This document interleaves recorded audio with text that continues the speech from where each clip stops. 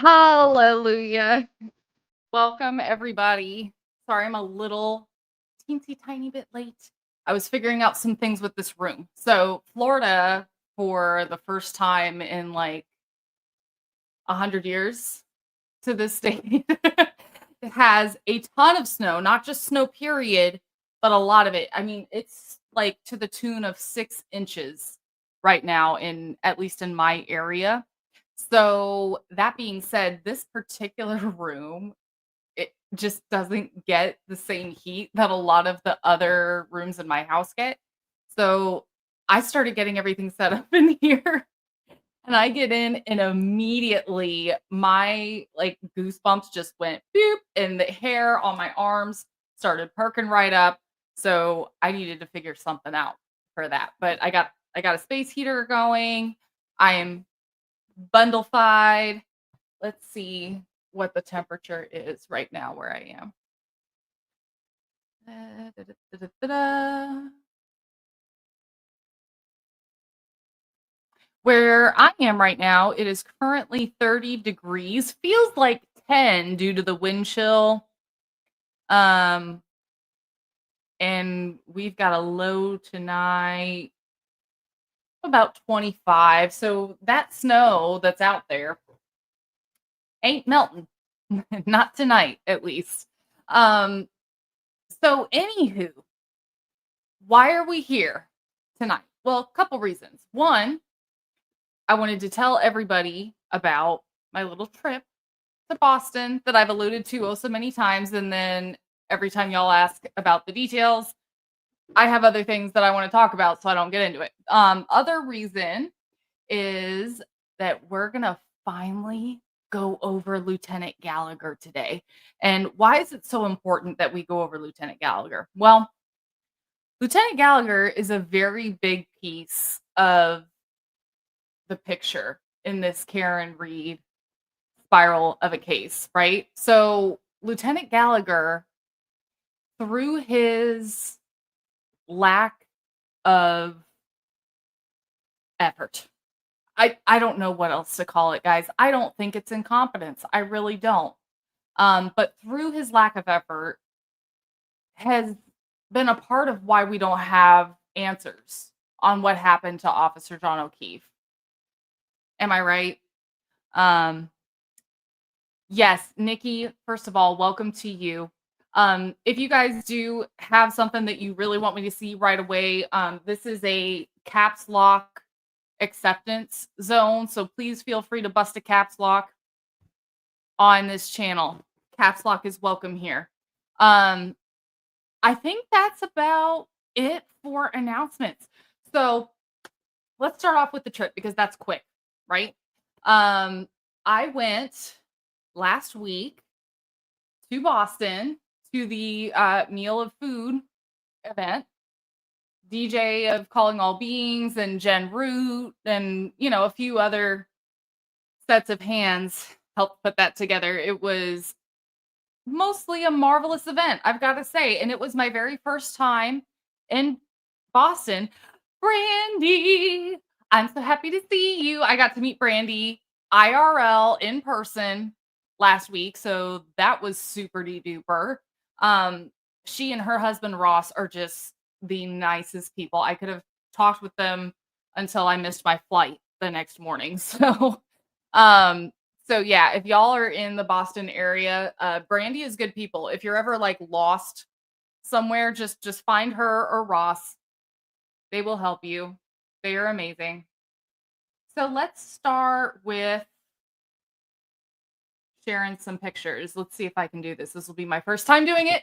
Remember, it's a baby channel. So sorry, y'all. My hair is bothering me. It's like on my neck. Figure out these headphones. Get a little. There we go. I don't like having hair on my neck. I'm sure some of y'all don't either. Maybe I should cut it. All right, so share screen. Da-da-da-da. Okay, so it's really small. But here is there any way to make it bigger? There's got to be, right? Please hold. I'm trying to show y'all what my house in Florida looks like right now because holy Moses.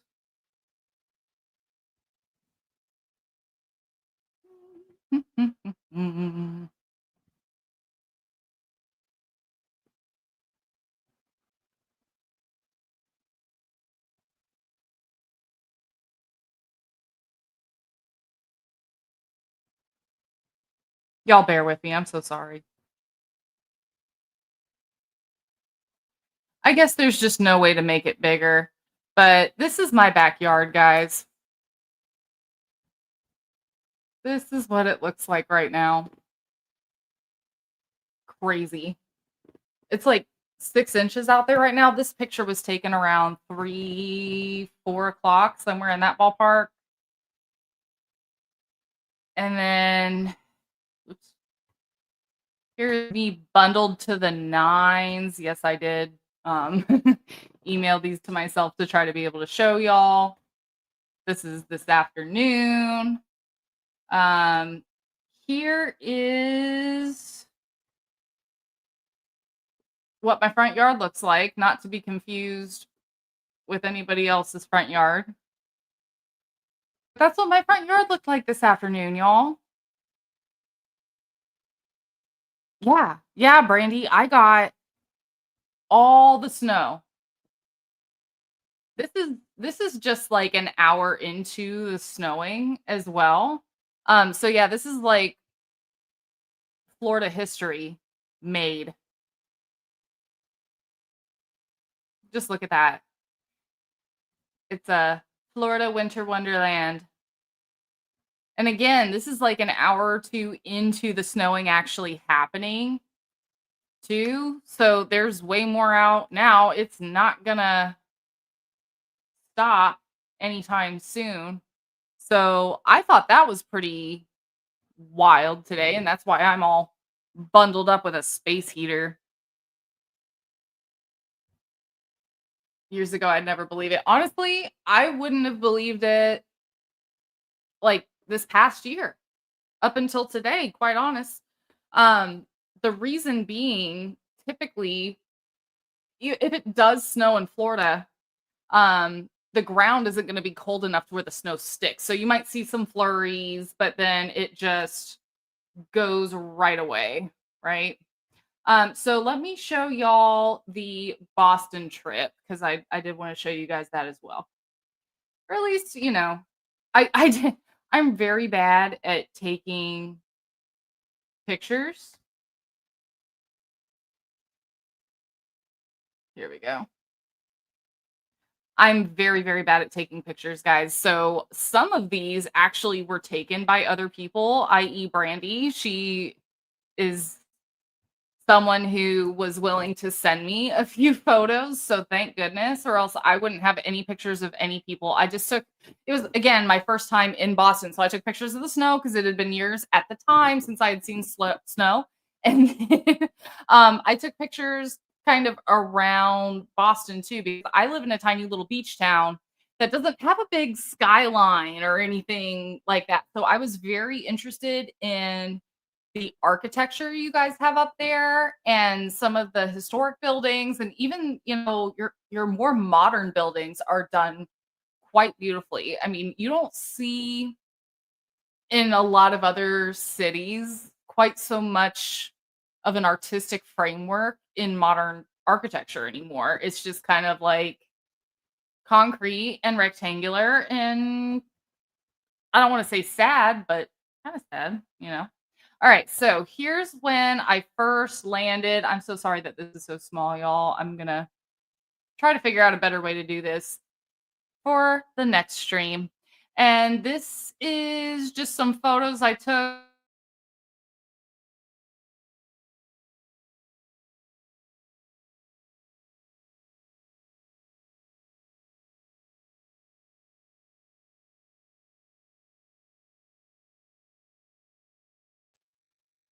Is this the original Sam Adams Brewery? I'm not 100% sure, but I am going to say with confidence that it is.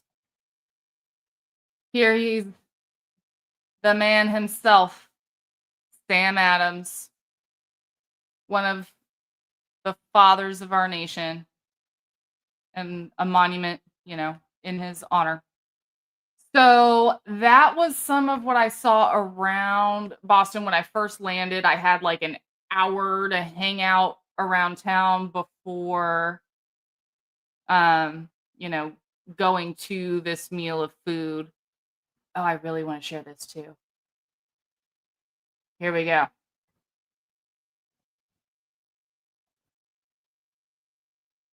So, back when we didn't have cell phones, wristwatches, every now and again, someone a little more up there on the economic ladder had a pocket watch, but we used towers like this to keep time in public. And then can y'all see this freaking seagull? Okay. So again, I come from a little beach town.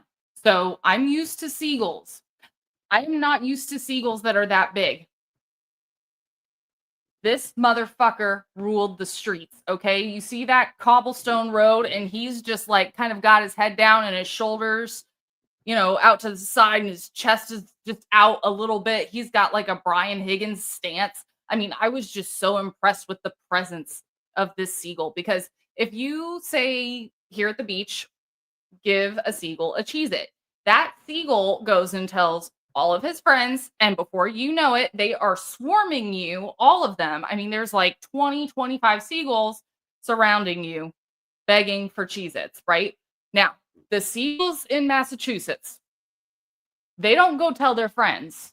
If you've got leftovers, like if you've got some chicken nuggets that you didn't finish, that seagull is not going to share with anybody. The seagull's going to finish those nuggets himself, and they get huge. Again, I'm so sorry for the size of these. And then, just more absolutely beautiful buildingry.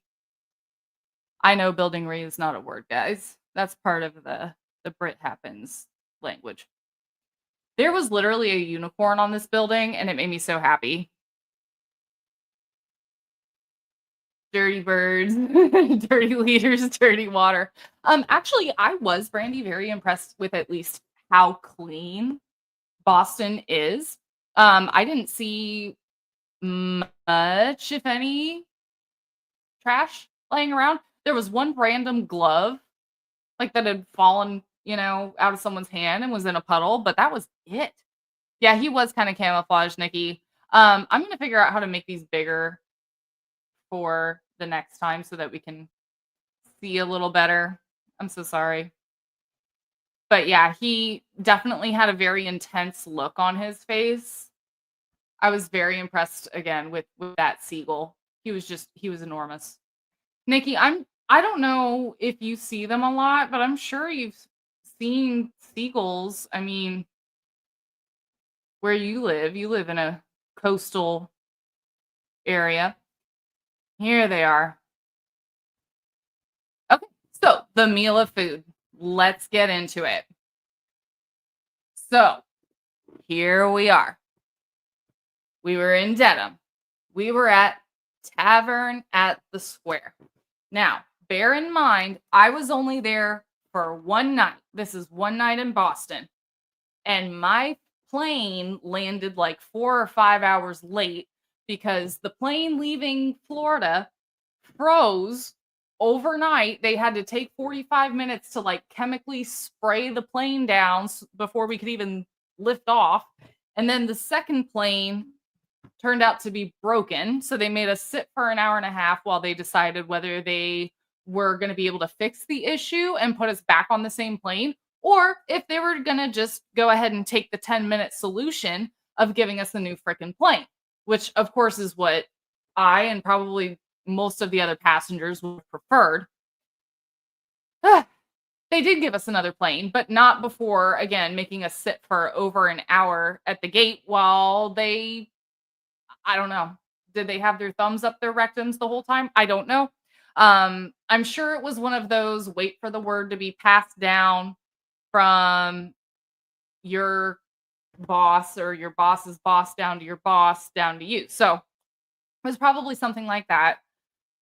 Long story short, I finally get to Boston. I didn't end up having time to hit the standout that was happening there that afternoon. So I just took like an hour and ran around Boston and explored. And then I went straight here to Dedham. The name of the restaurant is Tavern in the Square. I had no idea what to expect. I did look at the menu ahead of time, and part of that is because I typically overthink my food. And when I say that, I mean I'm such a foodie. I want to try everything. So I have a very hard time like narrowing down what I do want to eat because I'm only one person. One thing I love about my husband, Mr. Britt Happens, is that he and I have an understanding that we both like to try a bunch of stuff. So we're going to be picking off of each other's plates so that we have a chance to try more things off the menu. So, anyway, I did look at the menu ahead of time, but I had no idea what to expect from the setup, the ambiance, any of that. And I get there and it looked like this. Okay. I know it's small, but freaking look at it. It was just like a bunch of different tables. I was expecting with as many people as were going to be there for there to be maybe one or two big tables or a handful of tables that were together with everybody congregating. We were one group, right? Right? Right. Okay. Yes, the layout definitely could have been better. So, here's what I understand about that, Brandy. When we booked the reservation, when I say we, I mean not myself, the people who were actually putting this shindig together. I was not the brains, nor was I the brute of this operation. Sorry, I know my chair's a little squeaky. If it's bothering you, let me know and I'll try to hold the fuck still. So, anyway, the brains and brute behind the operation initially made a reservation for something to the tune of 25 people, but this was like months ago when this happened. Um, Now, over the course of that few months, some more people ended up RSVPing. So we grew from 20 something to in the 30s, right?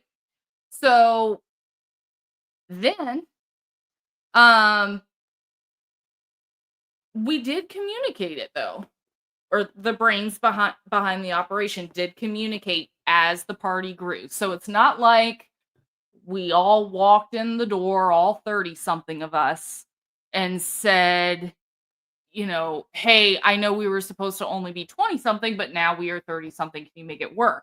Okay. They didn't even have a table for 20 something. Okay. It was like tables for up to 8 people, but they were all not just different tables, but they were in different sections of the restaurant. So imagine an L shape. Okay. Your booths are here. And then you've got like your your low tops for four. And then off to the side are your high top tables and like a bar area. And it was really kind of, imagine a more upscale Ruby Tuesday is how I thought of it. But everybody was like in this L configuration, several tables away from each other. It's not like the tables were neighboring. They're all like, you're stationed here, but if you want to talk to Tom CPU, who's over here at the high tops, you got to get up, walk across the restaurant, and go over and tell him hello. So it made things ergonomically a little difficult, right? Which even that would have been fine if management wouldn't have continuously walked up to us threatening to kick us out of the place if we wouldn't stop standing up. It was always, find a seat or go. Well, I'm sorry, but I'm here to see these people with whom I would like to congregate. I flew all this way. And, because I'm tall, I freaking stood out to the manager. So he came and got me, even if someone like 5'1" Miss Brandy. Brandy, I'm so sorry to have presumptuously guessed your height. You don't have to tell us your height, but I'm sorry. But what I'm saying is Brandy's petite, so her head doesn't stick out like maybe Mark Mazamedia, um, or me. I'm 5'10". There were a handful of us whose heads hovered above those of all the rest. So it was definitely a little bit of a fustercluck, especially considering that if we tried to get up and make our rounds and greet and introduce ourselves, we were getting in trouble. So I don't believe.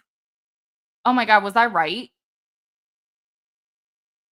Brandy, was I right? If I pulled that number out of my backside and got that exactly right, I'm gonna be pretty impressed with myself. Um, but anyway, the management was policing us. So I don't believe I had the opportunity even. Oh, 5'3". Okay. I have to swear that I'm an adult. Oh, Brandy. I believe you're an adult. It's just that, there are some people who are over average height. Oh, yeah. Maybe 5'2". Okay, so 5'2", maybe. Okay. So I was pretty close. I wasn't too far off. I this was my first time meeting everybody who was there in person, and I don't believe I had the chance to meet everyone. Guys, before I show more photos, please make sure, even if you're just here to lurk and you're not wanting to hang out in the Savage Patch with the rest of us where the water's great, even though it's snowing and cold here in Florida, please make sure you hit the likey like button. And if you want to hang out in the Savage Patch, we'd be more than happy to have you. So if Brandy, guys, wears high heels, she is 5'3". Okay, Chica. I personally have to say, like, I think it would be in some ways a little more convenient to be short. And reason number one, let me show you a photo that I took on the plane to Boston. Um, this, I don't know if you can see it. This is my knees digging. Oop, wrong way. This is my knees digging into the seat ahead of me. Like I have my knees almost up to my chest, like so that I'm not um bruising anything on the seat in front of me. So, like or I wouldn't have to special order pants if I want them long or at least long enough for me to wear heels in. So, I mean, I'm sure they're to each their own and there's more convenient things about being tall as well. Oh, speaking of Brandy, here is the lovely Brandy herself. Can y'all see my cursor? Here's Brandy in blue. And this is Tom CPU, who, by the way, is an absolute delight. Okay. Like, this man has a heart of, 1,000 karat gold. So, super sweet, affectionate guy. I was so happy to meet both of them. Here's Brandy and Esty. If you guys were with us in the Savage Patch the other day, you got to know Esty a little bit. So Esty and Tom, since I've shown them both already, for those of you who do not know who they are two cornerstones of the Free Karen Reed movement, boots on the ground in person. Okay, so Esty is known for being like our little cheerleader, right? She is faithfully standing out with a sign with a big fat smile on her face, no matter what anyone says to her. Oh yeah, absolute cutie patooties for sure. For sure. Um, and then Tom CPU as well. So Tom CPU, make sure you find his YouTube if you haven't already. Like, go real quick and come back. The name of his channel is Seeking Justice with Tommy CPU and Boston Mike or something like that. But it's called Seeking Justice. And the two of them together stream outside of every courthouse hearing, every single one. And they wait right there for Karen, for Aiden, um, for Rich Schiffer, for everybody to walk out. And then they're right there to like give them a hug, right? So yeah, Tom and Boston Mike are great people as well. And then Esty is kind of, she's always right there too, right along Tom and Mike. Okay, this is a big group, but we're going to try to get through it because the faces are very small. In fact, it's kind of hard for me to see. Purple shirt and shades inside at night. That would be DJ. DJ of Calling All Beings. He was kind of the mastermind behind the whole event. So we all have him to thank for this whole shindig even happening. Great dude, just a very outgoing guy. I don't think he's ever met a stranger. So and guys, if you haven't already, please make sure that you go and give a sub to Calling All Beings as well. So next to him on the left in the black, again, this is small for me. So if I'm seeing the face right, this is Brenda. She is the aunt of Sandra Birchmore. And it was an absolute honor meeting her. Oh, Jim says, Nurse Kim called me Kermit the Frog on Deb's show yesterday. We're going to own it. I dig it. Oh, thank you so much, Nikki. So, guys, Nikki has in the chat, is there a way for me to like pin a... Yeah. There we go. Is that pinned in the chat? I'm still learning how to YouTube, guys. So I put a little star in StreamYard on Nikki's link here. This is the link to Seeking Justice with Tommy CPU and Boston Mike. But anyway, so Brenda, if I'm correct, because again, these are very tiny faces,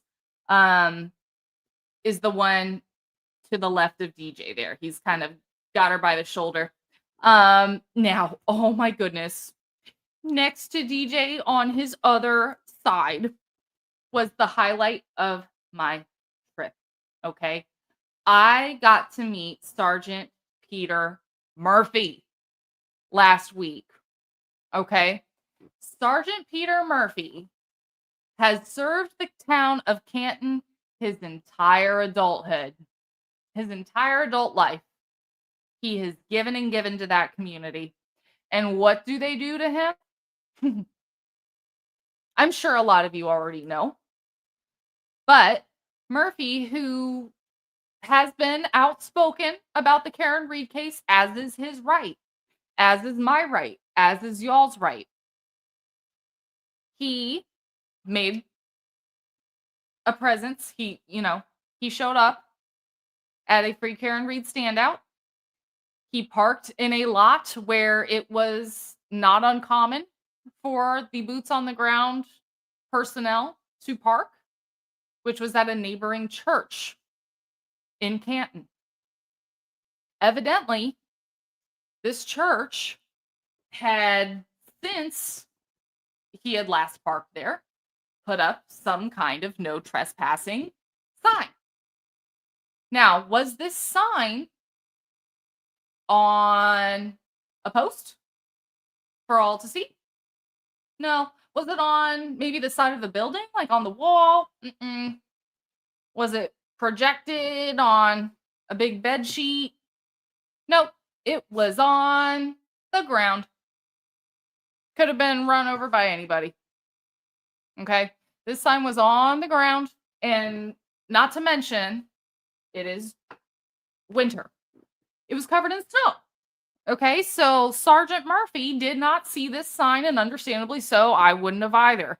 And rather than a warning, rather than a parking ticket, or a, hey, would you mind moving your car? They slap a trespassing charge onto Sergeant Murphy. And, I had heard of this prior to having the honor of meeting Sergeant Murphy. And meeting Sergeant Murphy again was at least what stands out in my mind now. He was the highlight of my visit. He is an excellent conversationist. He's very kind, he's not overly agreeable. Okay, he is who he is, and he's short, sweet, and to the point with some things, and I absolutely loved that about him. Um, and he knows his stuff too. I mean, part of why he is so outspoken about what's been going on with the investigation of Officer John O'Keefe is that he knows better. He served on the Canton Police Department. But anyway, so yes, I got to meet Sergeant Murphy, and that was again like the trip highlight for me. I just loved speaking with him. He gave me the sweetest hug on my way out. I think he might have told me he loved me too. It was just, it he will warm your heart if you've ever met Sergeant Murphy. Um, oh, his court date is February 6th. Okay. That will be easy for me to remember. And guys, that is on a Thursday. So please, please, please, at least morally support Sergeant Murphy all you can. As of right now, there's not like a fundraiser up for him or anything. He is working with his attorney on that, but please show Sergeant Murphy all your love and support. Um, Going further through this picture, honestly, guys, I'm sure it's small for you because I have the technological literacy of an 80-year-old, but I'm having a hard time recognizing anyone else right now. And then you got to remember, this is my first time meeting any of them, any of them. And again, it was a complete and utter fustercluck because we weren't allowed to get up and go to other tables, but we were in civil rebellion and some of us did anyway. Um, so anywho, who is this? This is Jen Root and someone else with his hand in front of his face. Um, Jen Root, if you guys do not know, is the sister of Just en Route. Um, Just en Route, if you don't know anything about that case, please go back in my live history and watch my episode with Jen. She does such a great job at telling her brother's story, and I would much rather just let her be the one to do it. But she now is nearly 5 years into her mission of finding justice and finding answers for her brother who is sadly no longer with us. And she has just been turned down and turned down and turned down by the system. She has been failed by our system. So, I'm praying for her to get answers. I'm praying for her to get justice. Oh, is no, that's not Tim Bradle, Nikki. Yeah, no, no. Next picture. Let's see here.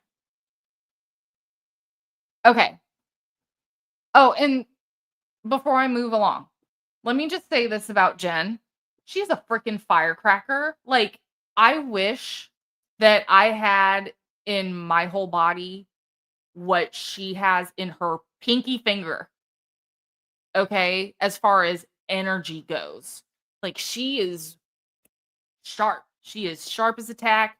She's just like go, go, go, go, go. I don't know how many of these events she makes an appearance at, but oh my god, like she is a woman who makes things happen.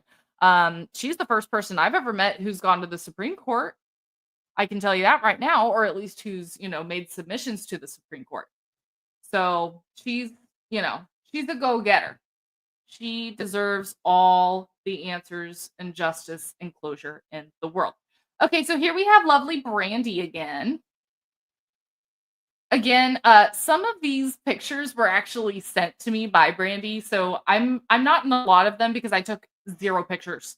0, okay? I was at this bar, like, this was kind of where I sat because I came in a little late, so pretty much all the, um, seats at the tables were taken, so I found a seat at the bar kind of near this area. So, Brandy is here.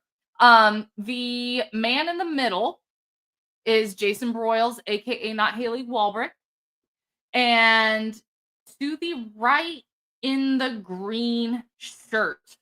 If you guys are following the Aiden Cardi Turtle Boy case at all, you may know already that in his most recent hearing, they were going to be determining whether his no contact order, restraining order, whatever it is they call it in Massachusetts, um, is going to be extended for another year from LG.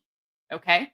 Um, Mary Bagwell played a very significant part in that hearing. And that's all I'll say about that for now. But Mary, like, let me just say she is a total doll and a half. Okay. Like, I loved meeting her. She has have you ever seen someone, like, kind of finding their confidence for the first time in a while? Or, if you guys have children and, like, seeing them do an affirmation or, like, tie their shoes and they're really proud of themselves or something, please don't think that I'm making any comparison of Mary to a child, because I'm not. But that type of, happiness to see someone find their confidence is how I feel about Mary. I mean, it is. Um, so she is an absolute doll. I loved getting to talk with her and spend some time with her. And hopefully she and I will be able to chat more and visit more. Here's me on the lift in the sweater, the white one at least. And then pictured on the right is again our babe and a half, Brandy, our fun-sized Bostonian whom we love oh so much. Nikki, I need to meet you in person now. Like, I feel like I've met everybody in this movement who, like, I have a deep sense of caring for, except for you. So I'm really excited to be able to see you too.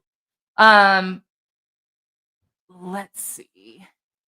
Here's Brandy again, who always has her freaking act together with her hair.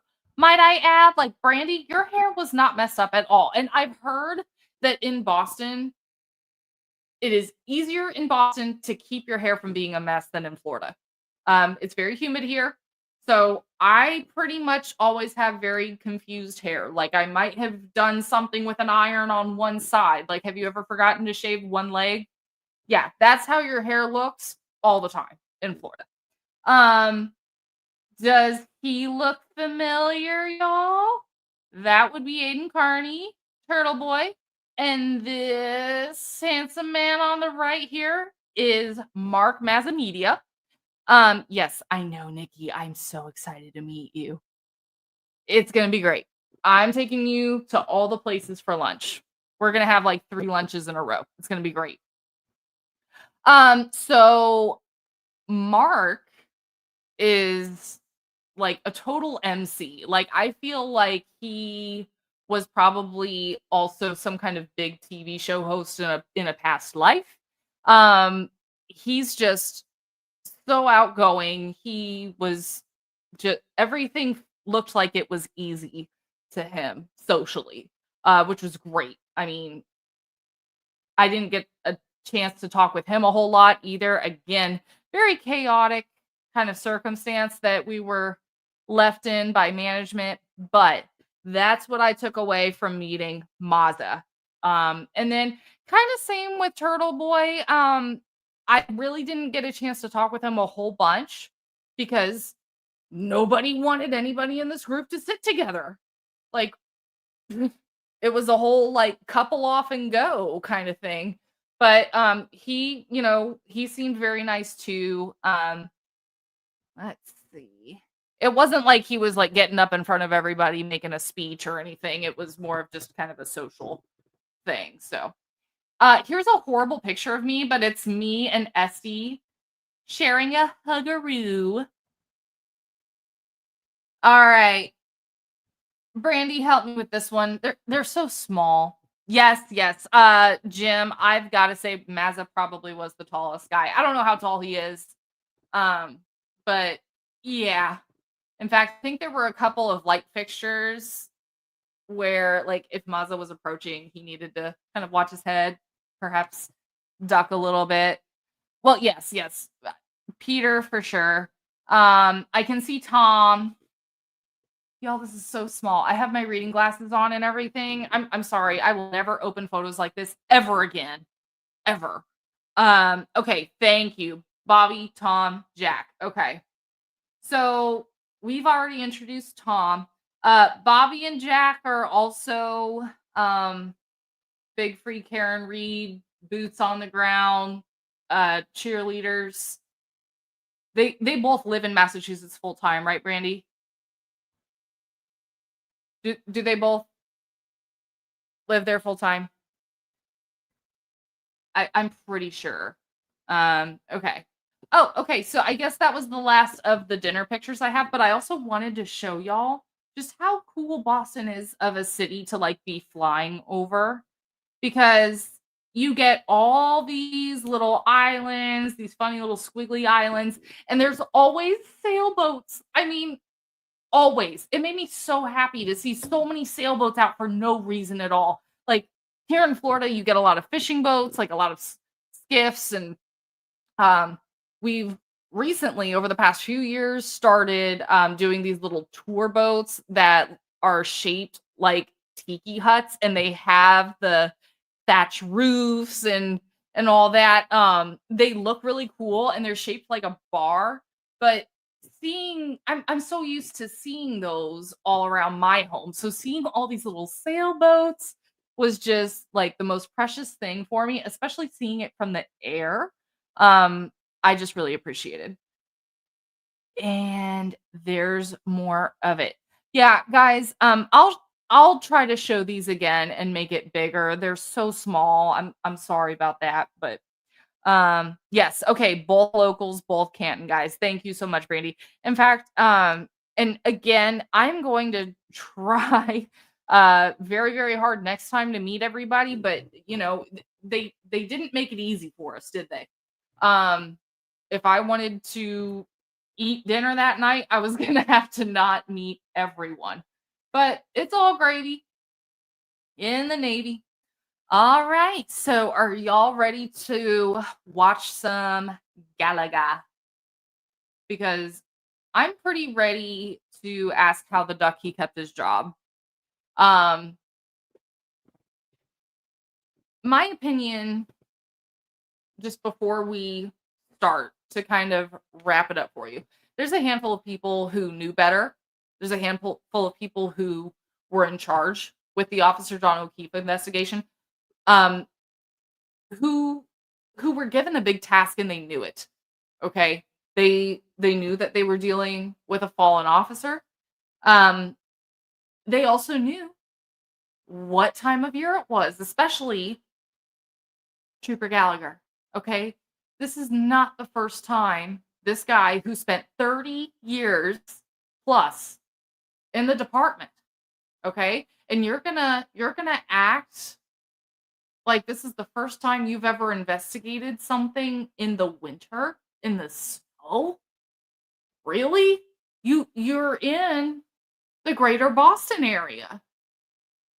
That's like me not calling out of work or doing, a you know, half effort job where I live because it's hot outside. Well, no shit, it's hot outside. You're in Florida. So, same thing to you, bud. We uh we need to discuss this because this type of stomping all over your job description is a huge part of why we don't have answers as to what really happened to Officer John O'Keefe. Okay? Karen may never have been indicted if these people had just done their job. So let's get into it. Remember, y'all, I'm still trying to figure out how to do a lot of this stuff. So talk amongst yourselves. I'll try to work on getting a little interlude song. Do, do, do, do, do, do. Can you guys? Oh, no, you can't see it yet. Can you see it now? Okay, very good. Before we keep going, please make sure if you haven't already, please leave your DNA evidence on the like button. Maybe even subscribe and share with a friend. It would mean the whole world to me. So,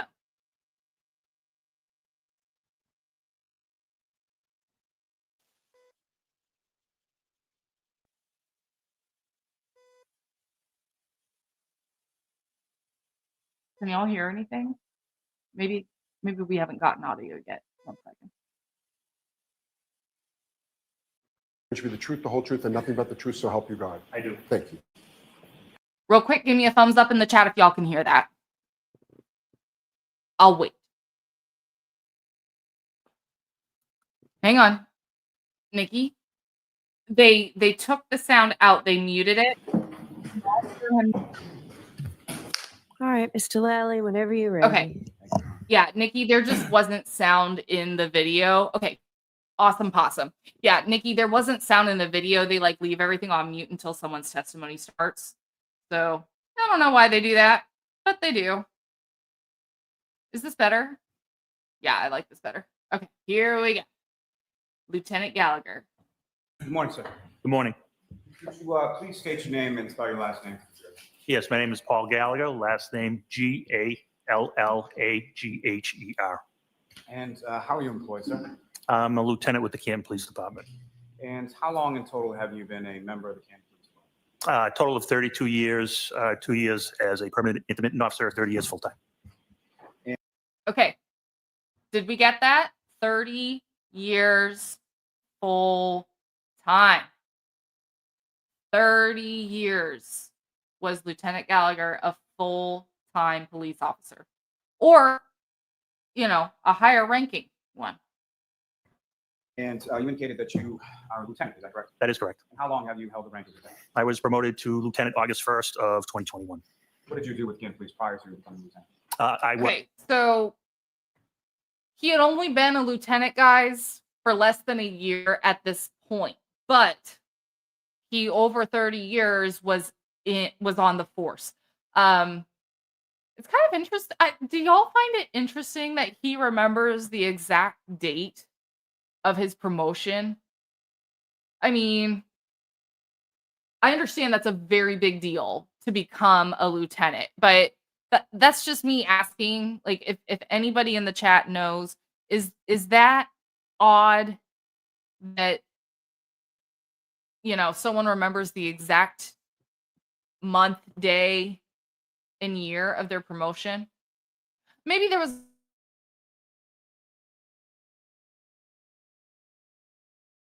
something that I really remember in, then again, I've never been a police lieutenant, so.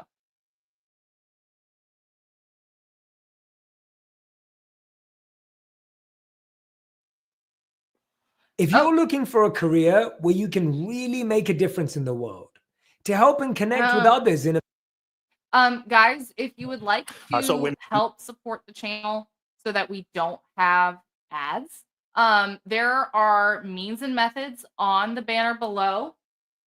Let me see if anybody's already done anything to help this channel pay its bills. Let's see. Anything fun from anyone? Not as of right this second on the Cash App, and not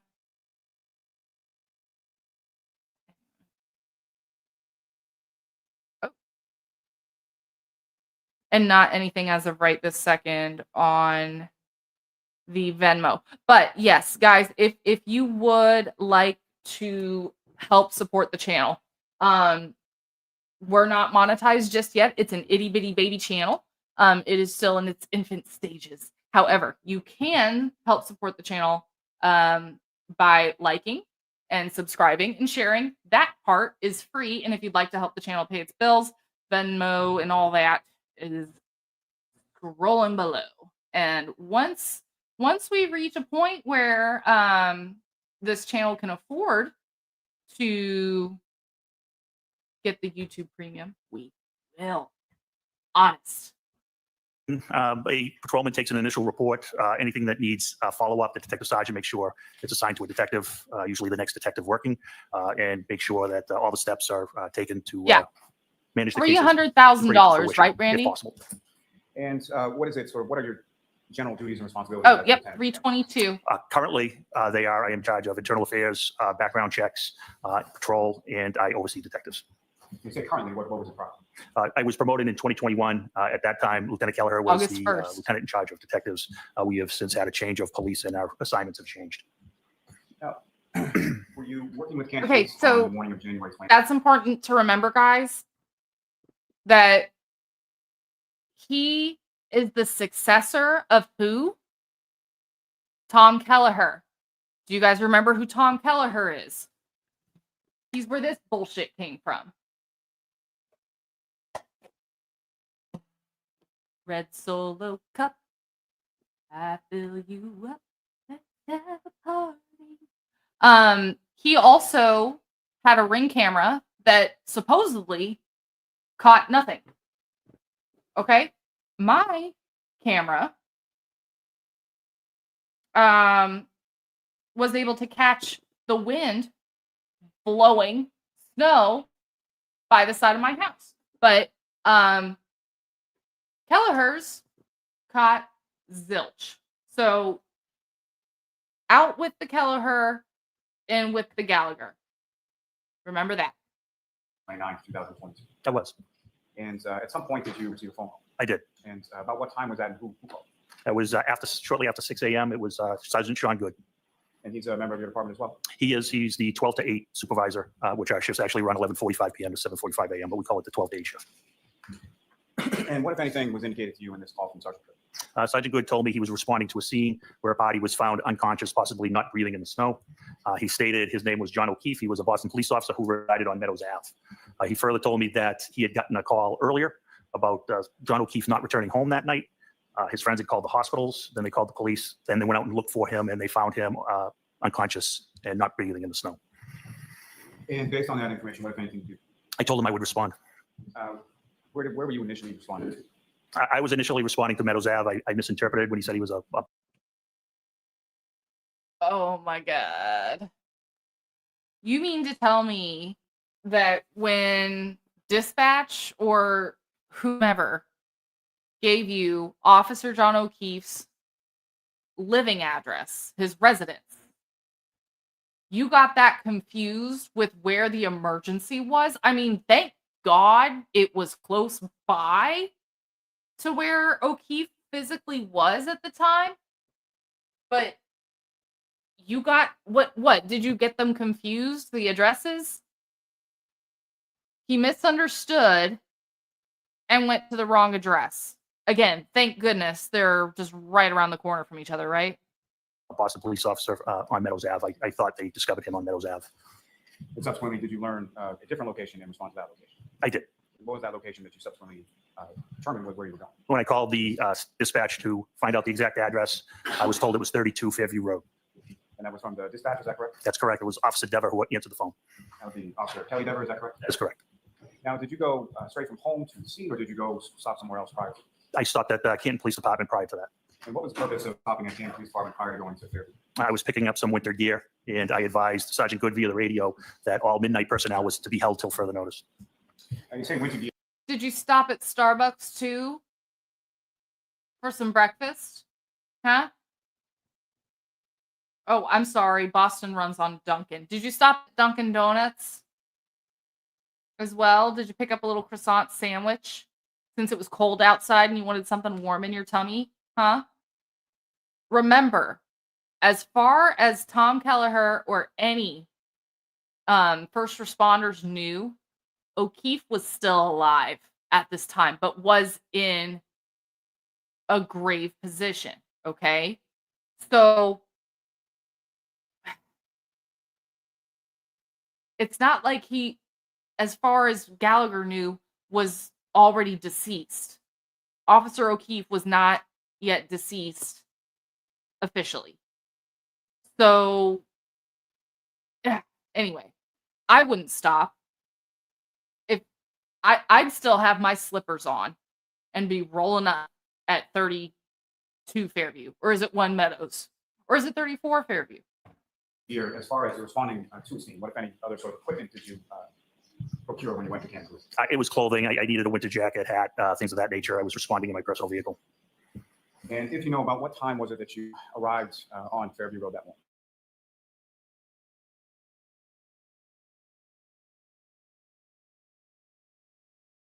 But parked by where the scene was were 3 Canton police vehicles and 1 black Toyota pickup truck that is assigned to our detectives. And who, if anyone from your department, was there at that time? When I arrived, the 3 marked units were occupied by Officer Mullaney, Officer Sarif, Sergeant Good, and the Toyota pickup was driven there by Detective Sergeant Lank. And as far as by the time you arrived, Mr. O'Keefe is no longer on scene, is that correct? That is correct. And what, if any, vehicles or apparatus or any personnel from the fire department were on scene by the time that you arrived? And none. Now, when you first arrived, who, if anyone, did you first sort of speak with on scene? I first encountered Sergeant Good. And you had a conversation with him, is that correct? That is correct. And who, if anyone else, did you talk to? Detective Sergeant Lank joined us as well. And following these initial conversations with Sergeant Good and Detective Sergeant Lank, what did you do with that? Once they updated me on the case, we decided that we had to process where Mr. O'Keefe was found. It was snowing heavily. Sometimes the wind was blowing north. Sometimes it was south. It was changing directions. And we discussed how to process where Mr. O'Keefe was found because at the time we had no idea how he came to be where he was. Hey guys, Toby Mathis here. And question I get all the time is, how do I make my person invisible? Well, first off, can you even... And with respect to that, Okay. Is anyone else getting Elmer Fudd vibes? I like to use ad times for commentary, and that's just something new that appeared as my, hourly intrusive thought is that I'm getting a little bit of an Elmer Fudd vibe here. And it's not the hair or the lack thereof. Those of you who watched Looney Tunes, who were into Bugs Bunny, if you know, right? first, as far as where Mr. O'Keefe was, who, if anyone, directed you to where Mr. O'Keefe had been prior to your arrival? When I arrived, I spoke with Sergeant Good and Detective Sergeant Lank. They updated me on the case. They had told me that Mr. O'Keefe was transported to the hospital, that they were doing CPR on him at that time. They told me that he was bleeding from the mouth and nose, and that he may have had swelling above one of his eyes. They told me that they transported his girlfriend as well, and they told me the circumstances surrounding that. They told me that at some point after the phone call to the police station, friends, the woman's name was Carrie Roberts, picked up Miss McCabe and John O'Keefe's girlfriend, Karen Reed. Yeah, Nikki, I want to bring that comment up.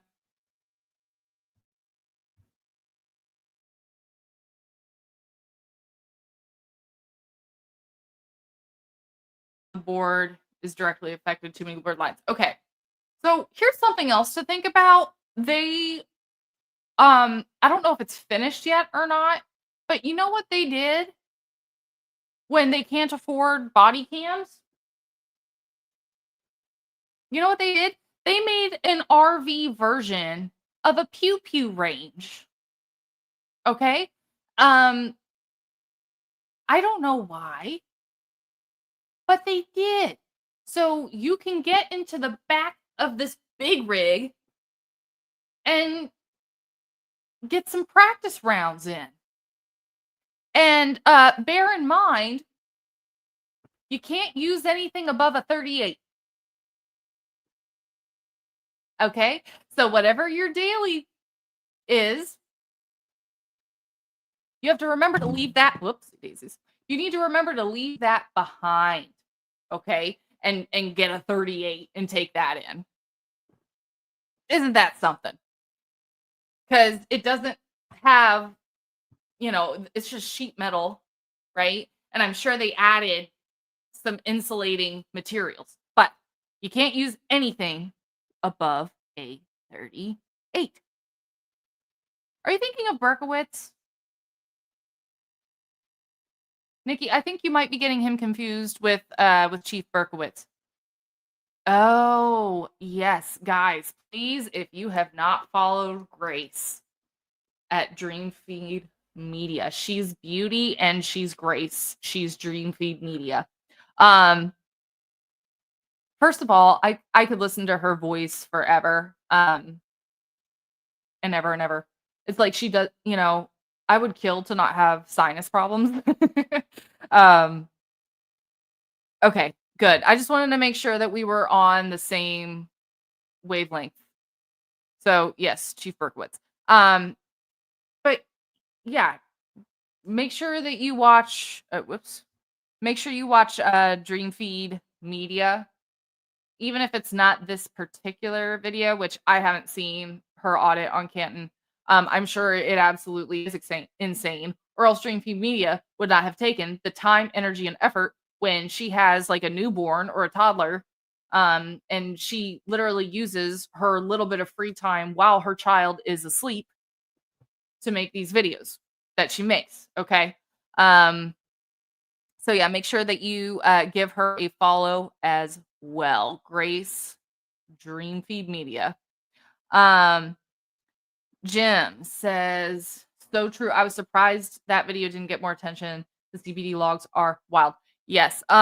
Okay. I need to pull it up and watch it then. I have seen some auditing, but I haven't looked into it all that much, which I should.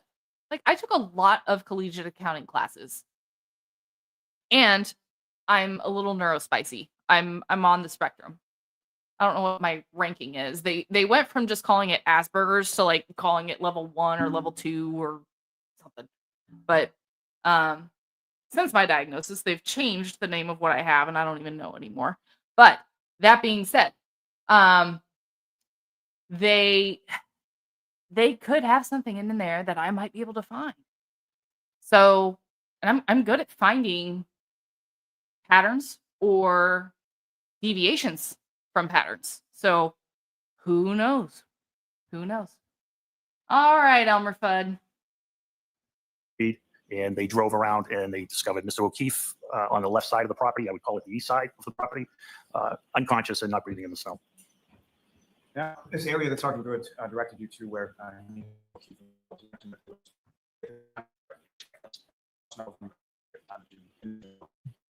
would say at least 4 inches.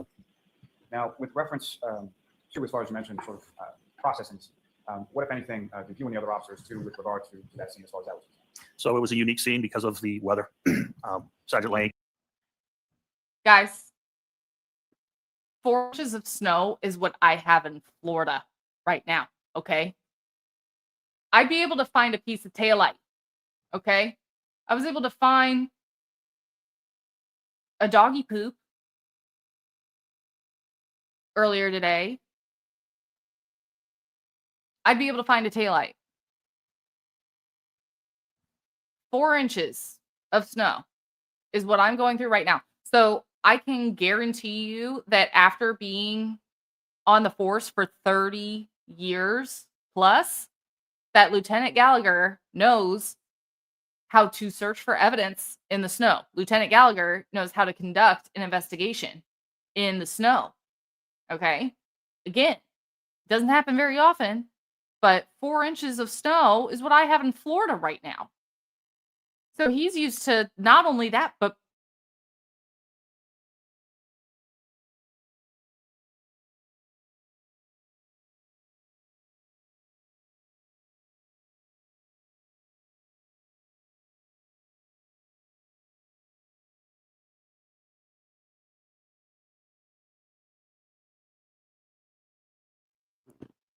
okay, I'm back. Sorry. This winter storm has my service a little spotty. That being said, It's not like people only, kick the bucket in the summertime. Okay?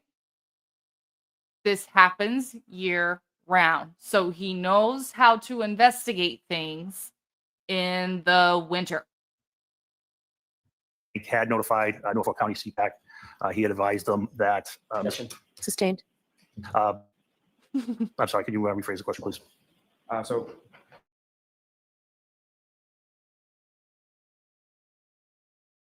Of the District Attorney's Office, Crime Prevention and Control. and with any as far as that notification is concerned, what is sort of a protocol when you have an unintended death? So when we have an unintended death, the Norfolk County CPAC unit responds and takes jurisdiction. In this particular case, Mr. O'Keefe was still alive, so they declined to respond at that time. It may be a term that's pretty well. Ring ring. Oh, hello? Yes, there's a body? Okay. Oh. Yeah, I can't come. Well, why not? Because he's not dead yet. Are you kidding? He's not dead yet. Understood, but when you say unattended death, what do you mean by that? An unexplained death, a person who was alone at the time of their death. And so at this point, no one from state police had responded or was responding to the scene at that point. That is correct. And so what, if anything, did you and the other officers do with regard to the scene where Mr. O'Keefe had been located in the snow? So we decided on how we were going to process the area. Our concern was there were some light pink spots in the snow, and we thought it may be blood. So we were discussing how to get to that, uncover the blood safely. We decided we were going to process the scene with a leaf blower. I figured we could direct the snow off the area in a controlled fashion.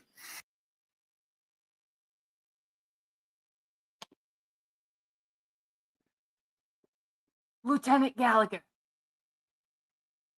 do you see the irony in the statement you just made?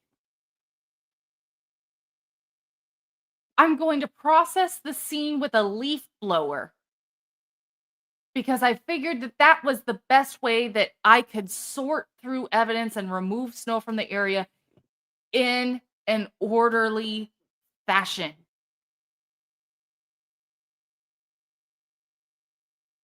I'd be laughing if this were a less serious matter. I mean, you know what? Let's go ahead and laugh, guys. Because we may lose our sanity, right? If we don't learn to laugh once in a while. So you really mean to tell me that your honest opinion, your quite frankly expert opinion as a law enforcement official, was to use a leaf blower as the most orderly possible fashion in which you could remove the snow? Anywho, yeah, let's move along, Elmer Fudd. At that time, Sergeant Good volunteered to go get a snowblower. But what I told him in the meantime, I wanted to photograph the area. I wanted all the cruises. This means that he ran this bullshit by Sergeant Good too. And Sergeant Good said, "Oh yeah, I think that's a great idea. Let me go get it." So unbelievable. Away from the house. There was one cruiser, I believe, occupied opposite Sarah, directly in front of where Mr. O'Keefe was. I wanted him backed up. And there was crime scene tape set up, and it was blowing wildly in the wind. It was serving no purpose at that time. There were no civilians or witnesses about. And I knew we had two officers who could protect the scene while we processed it. So Sergeant Good, before he left to get the leaf blower, he directed the officers to move their cruisers. I told Sergeant Lank the most important thing he could do at this time would... The objection sustained. Move on to your next question, Mr. Lally. Now, you mentioned that there was some crime scene tape that was Okay. set up around. Is that correct? That is correct. And how?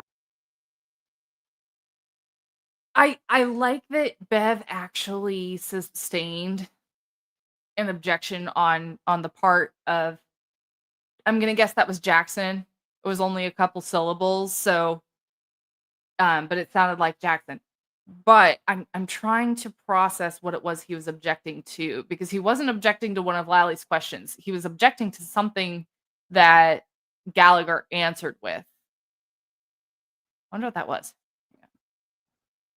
Can we wind it back like 10 seconds? How was that sort? Whoop. Oh no, what have I done? What have I done? I'm so sorry.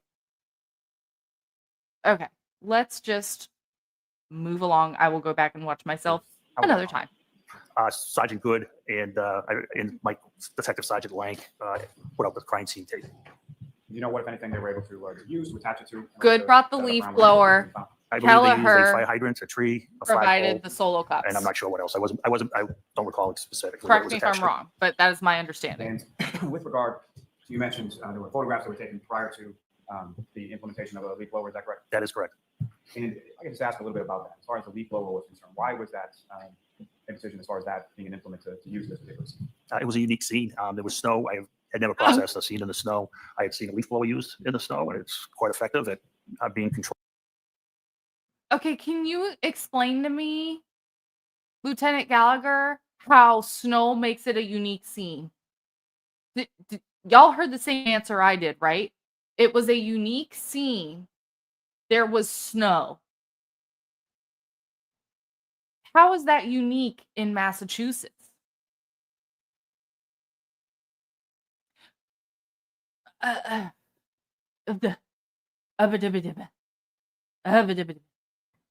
Controlled. So that's why it was readily accessible. The scene was debilitating as we were on scene with the weather. Right, Snow Nikki? was piling up, and I thought that was the best method at that time. And prior to the arrival of Sergeant Good back to the scene with the leaf blower, what, if anything else, was done to sort of document the scene at that time? In addition to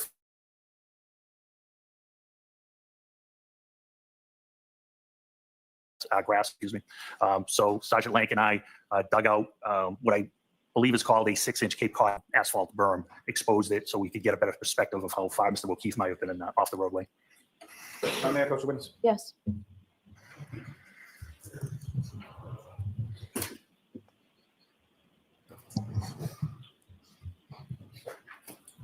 Direct your attention.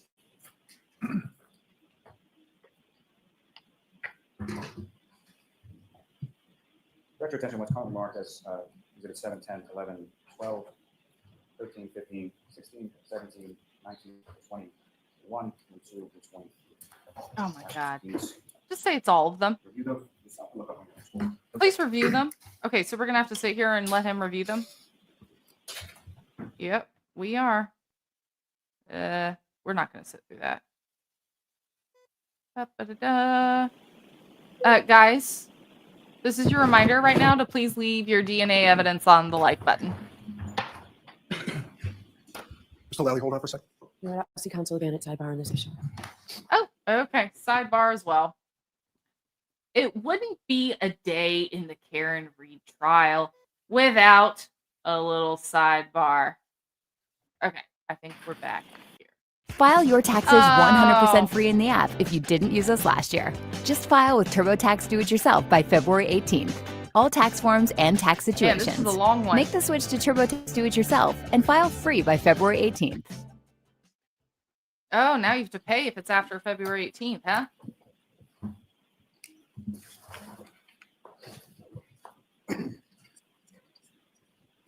You know, yeah, I do feel in a lot of ways like this whole trial, this entire investigation has been just a game to some people. Yeah.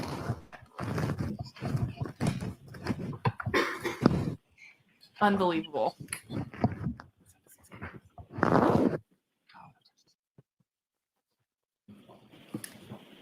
And you know what's even more sad is that they were fully expecting to just have one piece of evidence that was like pretty compelling against Karen and for Karen to roll over and take a plea deal. All right, you can publish them. Mr. They Lally. didn't have a case against her at first. They Yes. sure didn't.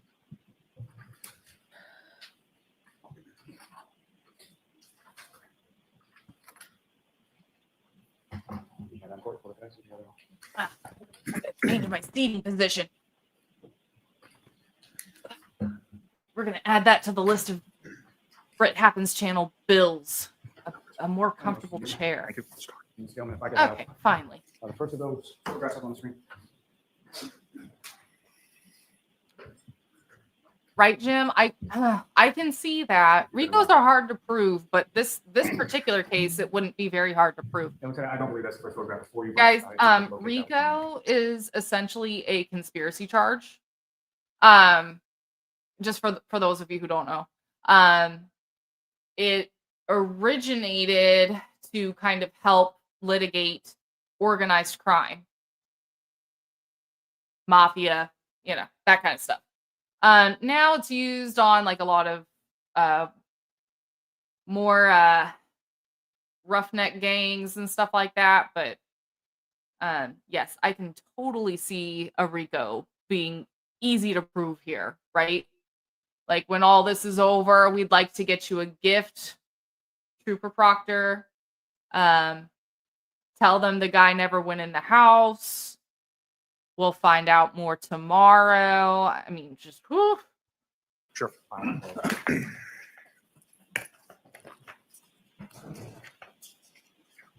believe that's Exhibit 30. If you could just describe to the jury what if anything, we're looking at in this case. So that is in front of 34 Fairview Road in Canton. It's looking westerly or the direction towards Chapman Street, and it's documenting the conditions at the time. May I approach the witness, Your Honor? Yes. Lieutenant, at any points you asked. So you're documenting the weather conditions at the time, but you're not documenting where Officer John O'Keefe's body is? I don't remember seeing any photos. I mean, I understand that they wanted to get him out of there in order to make attempts to save his life. But, I mean, and guys, if you don't follow LV Cops, please make sure that you do LV Cops TV, Brian and Gonzo. But they've said over and over, nowadays it's so easy to just pull your phone out of your pocket and snap a quick photo like while you're waiting on an ambulance if it's anything like this, because you never know when something that could just be an emergency becomes a murder investigation, right? This is like, investigation 101, document everything. I mean, he clearly knows that because he's documenting that there is snow outside. Yes. And Ms. Gilman, if I could have the next photograph, please.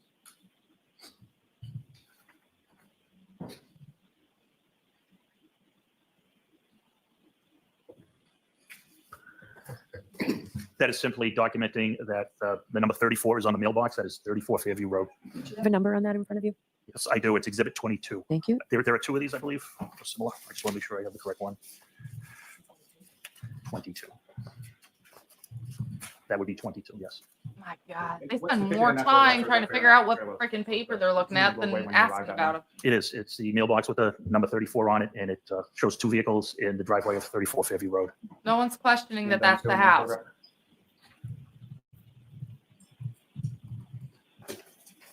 Interesting because it's all out in the open, but so hard to When you investigate locate this, which because exhibit we're looking at in this one. of That's all Exhibit the 28. offshoots. It's a different angle of Yep. the driveway showing the third car Gotta go through everything in more. the driveway. It's I wanted to document what was in the driveway.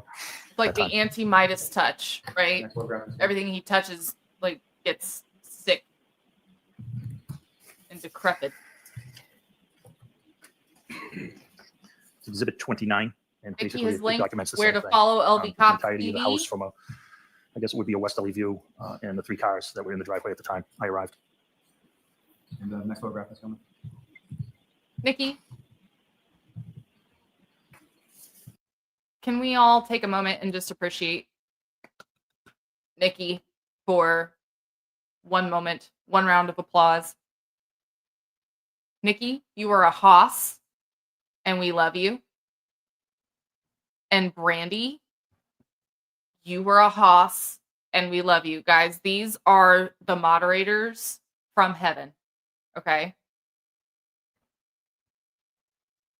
The moderators from heaven.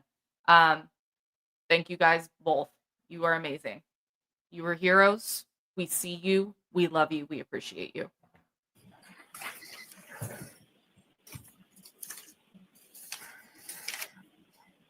I believe that's Exhibit 31, and it's a close-up of where Mr. O'Keefe was found. Not on my channel, And you can see Jim. the very light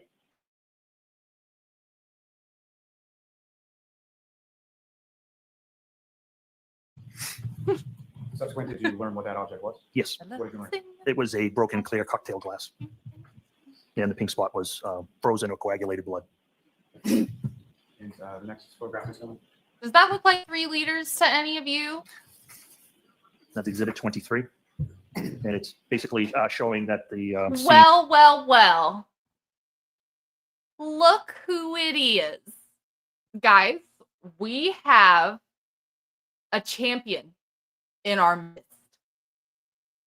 Please put your hands together for John Como, who recently was voted class clown of the Free Karen Reed Community Superlatives. John, so glad you're here, bud. Happy to have you. Yes, Park. If I know what you're talking about, it might help me. Been talking about that all along. I knew something was up. Hello, no. Are you unable to take a compliment? Oh, yeah. Guys, so also please make sure that you follow JFK and James Jackson. Okay? If you want to hear a little more about the musical Cars, Nick Rocco recently called in to their show. I just love that JFK sits in his car for all the streams. Like, that just makes me so happy. Maybe he has better service out there. I don't know. Or maybe he's more comfortable because he knows, like, no one's going to walk in on him. I have no idea why he does it. Yes, John C., we love your stinking guts. But, yeah. You've got to listen to this call that Nick Rocco made. And he did a very good job at putting together why there was so much of an inconsistent story coming from all sources about who was parked where and who moved and when and why. I mean, it was just ridiculous. And, you know, if you ask me, with the way that everybody was parallel parked, like bumper to bumper, right? If they're telling the truth, it would be pretty hard to throw your car in reverse and not hit another car as well. Like, just hitting the human being. And hey, that is quite all right, John, to be shy. But yeah, I feel like it would be very difficult to just hit the human being with the way that all the other cars were parked and then not hit another car as well. Like, wouldn't Karen have hit Ryan Nagel too? And she didn't? I don't know. Anyway, oh, by the way, that's going to be next in this solo series of how the duck used to have a job. Except this is not going to be about someone needing to lose their job. I feel like there isn't enough of a conversation going about the 2021 Lexus LX 570. Okay. I'm going to talk about their safety features and how those safety features would have prevented Karen Reed from performing these crazy tasks, which, by the way, would have been hard to perform if you drive like a 90s Honda Civic that doesn't have any safety features. Okay. Like, between the ABS and the full perimeter monitors and your backup camera, I mean, there's just there's a lot that would have stopped her. But anyway, that is all I have to say about that. Back to Elmer Fudd here. He was trampled by rescue workers, witnesses, etc. But you can still see, the pink spotting in the area where Mr. O'Keefe was. As far as footprints within the snow that you observed, The you pink indicated that the scene was trampled or walked over by first responders, correct? Correct. And the footprints that you observed, This is your sign to stop drinking alcohol. Let me tell you how. I used to drink right, almost guys. daily, and it started taking a toll on me physically. If you'd like to help support this channel and help with the channel's bills, you can find the means and methods of doing so scrolling below. Because the channel does have bills, and I would like to have the additional bill of a YouTube Premium account. That would make me happy. Thank you, Nikki, for the contribution. This channel appreciates you. It is labeled baby channel growth serum. I love it. I think I'm going to start calling it that now because this is an itty bitty baby channel, and this is growth serum for it. So, also ways that you can give the itty bitty baby channel growth serum that is free is by liking this video and maybe sharing with a friend. Footprints of you. So what areas around where Mr. O'Keefe's, where it was indicated to you that Mr. O'Keefe's body was, where those footprints located? They were located between the street and where Mr. O'Keefe was found. You know what would have As far helped as a between where photo? Mr. O'Keefe was found and the house of residence at 34. Sorry, I had to yell it. Footprints that you observed in that area. I didn't observe any footprints at that time. Ms. Gilman, if I could ask for the next photograph, please. No. Photos of all the snow around 34 Fairview, but no photos of Officer John. That is Exhibit 24, and it's showing a westerly shot of the scene. Still was found in this area Appreciate you, here, Nikki. and it depicts the wind blowing in that direction at the time. True hero. And probably pretty self-evident, but depicts the wind blowing in that direction based on what? The other Higgins flag. had wait a hot The next photograph, Ms. Gilman. flipping second. John C., did you just say what I think you just said? Higgins had Brian Jr.'s car. So I'm gonna need you to help me with this. Higgins had Brian Jr.'s car. Was that the Ford Edge? What did Brian Jr. drive? I need to go back and watch Brian Albert's testimony again. That exhibit was taken at 7:14. Okay. Yeah, I need to know about Kevin from South Boston having Brian Jr.'s car. Yeah, the Ford Edge. Okay, so I'm not way off base here. Yeah. Some timestamps would have been great too. Like just anything. A few more swabs, Maureen Hartnett. If you guys want to see more about Maureen Hartnett, you can go to my previous stream, Maureen Hartnett. How the duck do you still have a job? Man, this is easy to see, huh? That is Exhibit 20. That is JC, you got to help us, man, with that I tidbit. believe it's called a 6-inch Cape Cod asphalt berm that separated the roadway from the property. Makes of 34 freaking Fairview. sense. And this is the long look to where Mr. O'Keefe was discovered. The next photograph, Ms. Gilman. What position was he in? We don't know. We can't see it. Again, that's a close-up of one of the exhibits we saw earlier. Again, you can see the spotting and the glass here. This is, I believe this is Exhibit 26. So, next photograph, Ms. Gilman. Nikki, Higgins drove This is Exhibit the white 27. Jeep and there. it's, some what we believed was frozen or coagulated. 234 blood Fairview. spotting. Oh. Interesting. Yes, please And do. that's Please do. a different view, close-up of the scene. I and need that's to have Exhibit you 32. on, JC. And, I next photograph, Ms. need to bring you up here. That's when we first uncovered the berm, the 6-inch berm.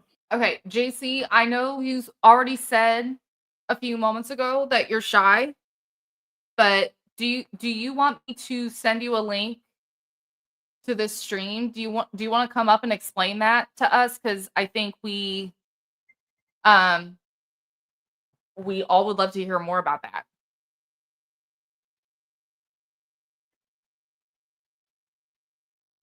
Yep.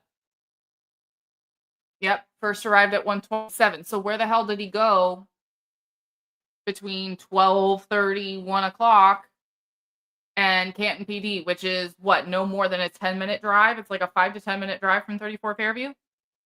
John,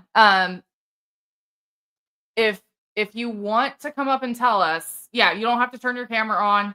You don't have to get in your hot tub like you did with the thank you video, the trophy and all that, which, oh, by the way, that was a great video. Okay, sweet. Hang tight. Da-da-da-da. Please hold. I've never invited someone midstream before, so y'all bear with me as I try to technology my way through this. JC, I'm gonna send it in a private message on the X Twitter, Pink Pony Club. All right, there we go. All right, I'm gonna keep playing the video until you're ready to come on. Okay, I'll be watching for you, my friend. And it's just a smaller picture, close-up of that berm. It's Exhibit 25. Reference to the sort of uncovering of the berm as you described it, what, if anything, did you use to uncover the berm? I believe we just used our foot to uncover that. And what I believe is the last photograph? This is the location from the berm to where Mr. O'Keefe was found. It's just a long view, and it's Exhibit 21.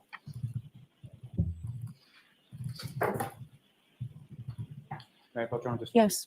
Yes. Tori.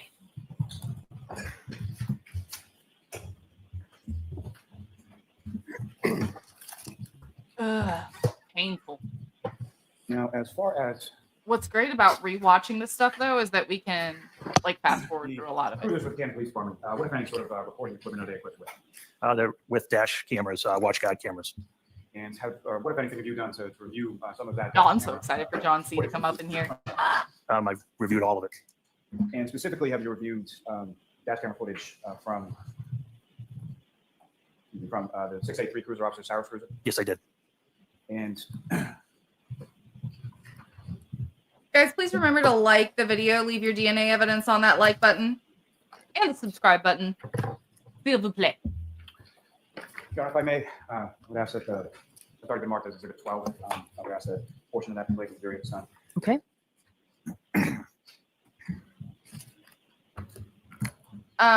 Quick vote, And Ms. Gilman, if you quick poll.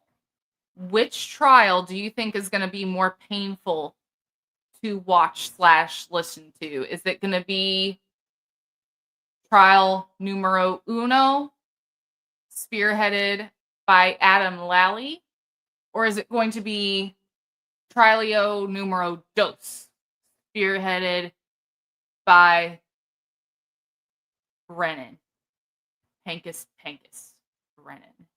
could fast forward this to approximately 57 minutes or so into the. Okay, guys, if y'all saw Microdots' video, and please follow him too. Drop Microdots on Twitter, and I think that it's the same username on Patreon and on YouTube. But oh my goodness, he did such an emotional portrayal of all of this dash cam footage. It kind of had me in tears, like just with the background music and the time lapse of seeing all this. Like, I don't know if it's because I'm like a little bit of an empath or what, but the way that he put that together and visualized everything, I almost felt it makes you, it really puts you in a place where you're thinking, wow, like what those final hours for John O'Keefe must have been like, just so bleak and quiet and cold. And it's roughly like 13-14 minutes in to the Occam's Razor video. Oh my god, yeah, I was crying. And he had already done some old 9/11 footage, which that didn't help either with like my emotions. But yeah, definitely an excellent video. But that point right there, like he really, really makes you feel that cold, and that dark loneliness that John O'Keefe, if he was conscious, had to have felt in those final hours, final minutes of his life. Kind of you recognize what's on the screen as well, and what you recognize. That's the video I referred of Canton Cruiser 683 on. Yeah. It's dated January 29th, One of them is 2022. Kiss from a Rose by That's, Seal, if the time is correct, 7:02. and the other is like, Around this time within this video, Rage Against the Cyrus, Machine. what kind of thing did you Oh, here observe he occurring is. within that Here he is, here he is, here he is, guys. Please put him together. Go lay down. For John Como. Hello, hey, friend. Can you hear me? I can. I've got a little bit of an echo, though. Oh, wait a minute. Well, I gotta fix that then. Hold on. I gotta stop. I got a new microphone. Oh, So congratulations. wait a minute. So you have an echo. Really? It's a bad echo? Let me go to my settings. Because I I'll can pull the turn that chat. down. How's that? Is that better? Oh, hang on. Okay, so what I'm hearing is my own echo. Oh. So it's Well, there you the go then. speakers. It's not your mic. Oh, you can hear. Oh, you can hear the. Yeah, your You can speakers hear are it talking through- right into your mic. Oh, of course it is. Well, I mean, hey, how about that? Is that any better? I can turn the speaker of my laptop down. How's that? Let's see. That way I can just hear you. Testing. I love to How's sing that? up Is that better? about the moon and the June and the spring. Much better. Yes. Okay. All right. Now my Oh, dog's gonna go what? crazy because because literally just as I come on now, my Officer Mullins is showing up, and the dog is all excited because the dog hasn't seen Officer Mullins since 5 a.m. So here I am. I'm here. Well, hey. So I'm gonna be understand. multitasking I have with you. I have 3 dogs. So Yeah. mine or more at some point. Okay. So So that what in picture that cousin you fucking the- tarnation. Yeah. What is Okay. that? And mind you, this is just my opinion. Okay. If you go in reverse order from 9 o'clock, 8:30. At 8:30, Julie says she pulled into the driveway to put donuts in the vehicle. Look at my new microphone. I can change colors on it too and everything. Yeah. Sorry, I'm so excited. I got it. Yeah, I just You're late well for the somebody asked product. me. I want changing colors. I know I can change colors on this thing. I can, yeah, I know. And Oh, it it's so was so. Oh, and now the lights. But anywho, let's see. I can change there. I can change it. So and then I can make it dim or bright. Okay, so back to this. Julie says she pulled into the drive. Now, obviously, this opinion is based on if everyone's telling the truth. All right. So Julie says she pulls into the driveway behind Brian Jr.'s car. Okay, hang on. I'm gonna have to draw this out. Okay. Actually, if you got to draw this out, we know Coco. So here's we the know house. Coco. We know Coco got a ride to the waterfall by Julie the night before. Yes. Okay. So that means Coco's car never moves. That means the first car in the driveway should be the caddy. Yes. Okay. Okay. Brian Jr. never left the house. He was at the house all night because it was his birthday party. It was supposed to be a sleepover. So Yeah, that vehicle sleepover, should yeah. never have left the driveway. But it is missing at, this is Brit Happens, by the way. Okay. So it is missing between the hours of, from 6 o'clock till about 8 when the police are gone. We know Gallagher took several pictures of the driveway from different angles.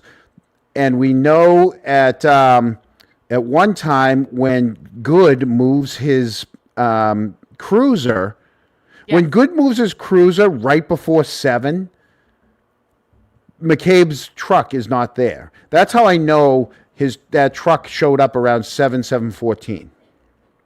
Yes. And Okay. it pulled in behind the caddy, right? On the right of the driveway? Brian Sr. is behind the caddy. Brian Got it. coming home from the waterfall with Julie and Caitlin parked behind the caddy. Okay. And there's Okay, really so no there's more the three- space behind those two, right? That's that it. Yeah. driveway's Then full. now you're at the mailbox. So the first thing we know, if they said Brian Higgins was scraping the driveway to be silly when they were, because they were only a minute behind him coming back from the waterfall, right? Well, he can't do that because the caddy would have been in the first spot Yeah. And supposedly Brian Jr.'s vehicle would have been to the side, would have been to the right of her. And that's another edge, right? That's either the Ford Escape. I think that's the Ford Escape. Okay. The Ford Explorer is the one that's missing that was probably used by someone at school. Okay. Okay.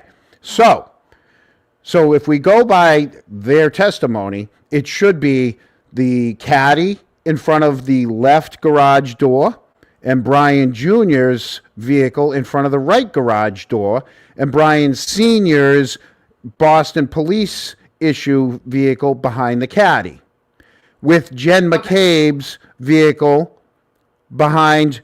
Now, the night before, Jen McCabe would have parked behind Brian Jr.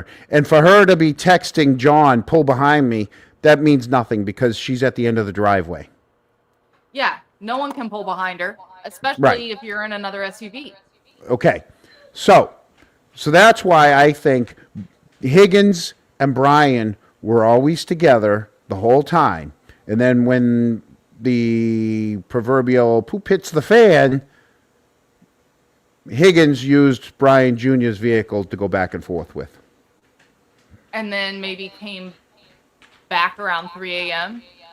Nope. Lockburn. Oh, okay. Yeah, absolutely. And then in the morning, so we know that the Canton police were there until we know Gallagher was there for an hour.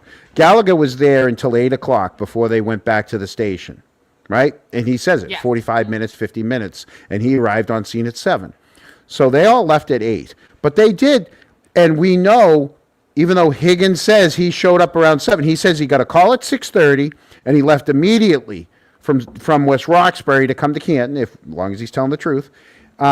He says that he drove right to Canton and arrived at 34 Fairview around 7:30. That's a lie because Mulaney would have been at one end, Sarif would have been at the other end, blocking off the area while Gallagher was leaf blowing. No vehicle ever pulled into that driveway, according to Gallagher. Nobody saw Higgins, none of the Canton police saw Higgins until they went back at 9. So if Higgins is in the house at 9, Higgins, I think Higgins showed up after 8, but before Julie and in Brian Jr.'s vehicle. So Julie's telling the truth that she was going to go put donuts in Brian Jr.'s vehicle, meaning Higgins must have had it. And then the police showed back up at 9 o'clock when they got called back to the house, and they saw Higgins there. They said they saw Higgins there, but they never saw Higgins' Jeep there, or they never mentioned Higgins' Jeep there, or nobody asked about it. Doesn't matter. Higgins is in the house. Brian Jr.'s vehicle is back in the driveway. That's the only difference. Well, then why this elaborate story about what he did with that Jeep? I don't have an answer to why they picked that as their story. Yeah, because I mean that is the wildest tale. Other than I pulled up at the neighbor's house, I parallel parked, I parked in the driveway. It was, I decided to be silly and plow the driveway. This video that you have up right now, right? That's at 7. What's that on the top of the screen? I got to put my 7:02 a.m. That's 7:02. You will see at 7:02 there is a point during that video where you don't see Matt McCabe's vehicle as the third vehicle. Right now, there's only 2 vehicles in that driveway at 7:02. Man, I wish it were just a little more clear from that weather, but you play. Yep, go ahead. Okay. Yeah, because I see what I think is a No, it's not a cruiser. Okay, so I'm seeing that would be the caddy. That would be Yep. that would be the caddy, and the car behind that would be the car that Brian Albert came back from the waterfall in. That would be the Boston. Got it. Here's another thing. Nothing ever happened to Brian, but yet he admitted to using that vehicle to go up to the waterfall. We know he had drinks in it, and then he went to the waterfall, and then he went to the waterfall So he went to the hillside, had drinks with Higgins in that vehicle. We know he went to the waterfall in that vehicle, had drinks there, and then he brought his family home in that. I didn't know that. Hey, be careful with that. I didn't know that that they were allowed to transport people back and forth to bars in their Boston Police cruiser. Well, if you're Proctor or Brian Albert, you are. I guess so. Or as long as you've got an Albert Or in a the kid, car, or a Proctor kid, had or a Kevin. kid, or a Canton officer picking up their student at school this morning. But that's a story for another day. Okay. Yeah. And that's for me to see you again. I have to ask you a question. How is yours? So I see you're wearing headphones. Are you using a laptop? Yeah, I'm using a laptop. So everything's through USBs into the laptop? No, I've got a little bit of a setup. My keyboard is at the end of my folding table. This isn't even a desk, it's a folding table. And then I have a little bit of like a mixing board, but it really is just for like So you did use a mixing board. Did you? Is the camera that came with the laptop, or do you have an external camera also plugged in? It's a fucking GoPro, dude. Oh, you're using a GoPro. Yeah, which is fine. Hey, that's fine. I'm using. GoPro on a tripod. Trust me. This is the fanciest thing I got right here. Okay, it's a $40 I think microphone that off a mic is TikTok shop, beautiful. which I can change the colors to, which I'm so excited. And it's got a little screen, and I can move it around and pretend that I'm like, what's his name? Tom CPU. I'm like Tom CPU right now. Look at this. I can talk into my microphone. It's a disco mic. I love it. So so yeah, I plugged that into my iPad and threw it on the table, and I just found. So I was talking with Sean this afternoon, and I found out that I can put any background I want. I don't have to put flags up, and I can literally set this up, sit on my couch. I'm not on the couch right now, but I could like lay on the couch, set up the mic, have the mic right here, and put my TV to the same thing. I know the TV's on delay, but at least the TV I can read all the texts that go through, and then just stream and just use my iPad as my camera. Yeah, you can. Right. You can do that on TikTok too. You know that, right? Yeah. Well, I only, but I mean, I mean, if I wanted to mount it like this rather than looking down at it, I mean, I could do it like this. But I mean, look at that little background. I get the half Canadian, half American flag. I mean, that's great. I love it. Yeah. Are you Canadian? French Canadian? My father was. I can tell from So I just am. your last name. Yeah. Oh yeah. Which Awesome. nobody gets right. Really? Between Mike the young jerk and Sean and Turtle, it's. I mean, no, they get it right. Sometimes they get it right. Sometimes they don't. It's Como, not Como. Perry Como, okay. Como. Right. So everybody's putting the emphasis on the wrong syllable. There you go. Okay, hit play a little bit longer, and you'll see. You'll see as All this right. cruiser moves forward. All right. Look at me Get my breaking glasses. down. I'm like watching real close. Like I'm. I am live. Is this what number show is this for you? This is like maybe my 9th total. Oh, 9th show. 9? Yep. I'm Okay. a baby streamer Yep. New streamer. and a TikTok refugee. Right. Well, Boozy's on her way over too. Oh, awesome possum. Yep. They hate a boozy for me. Okay. Go ahead. Hit play. I believe it's at approximately 57:17. You'll see Sergeant Good begin to mark out the scene with yellow crime scene tape. You'll see Okay, guys, him fire the watch these cruiser at cars. first. Him, Officer Mullaney, and Sergeant Lank walk off, and then you'll see Sergeant Good stretching the crime scene tape. And if you could, sir, as the video is playing, using the base point that you have for you, just draw the jury's attention to who, if anyone, you observe or recognize within that. Yes.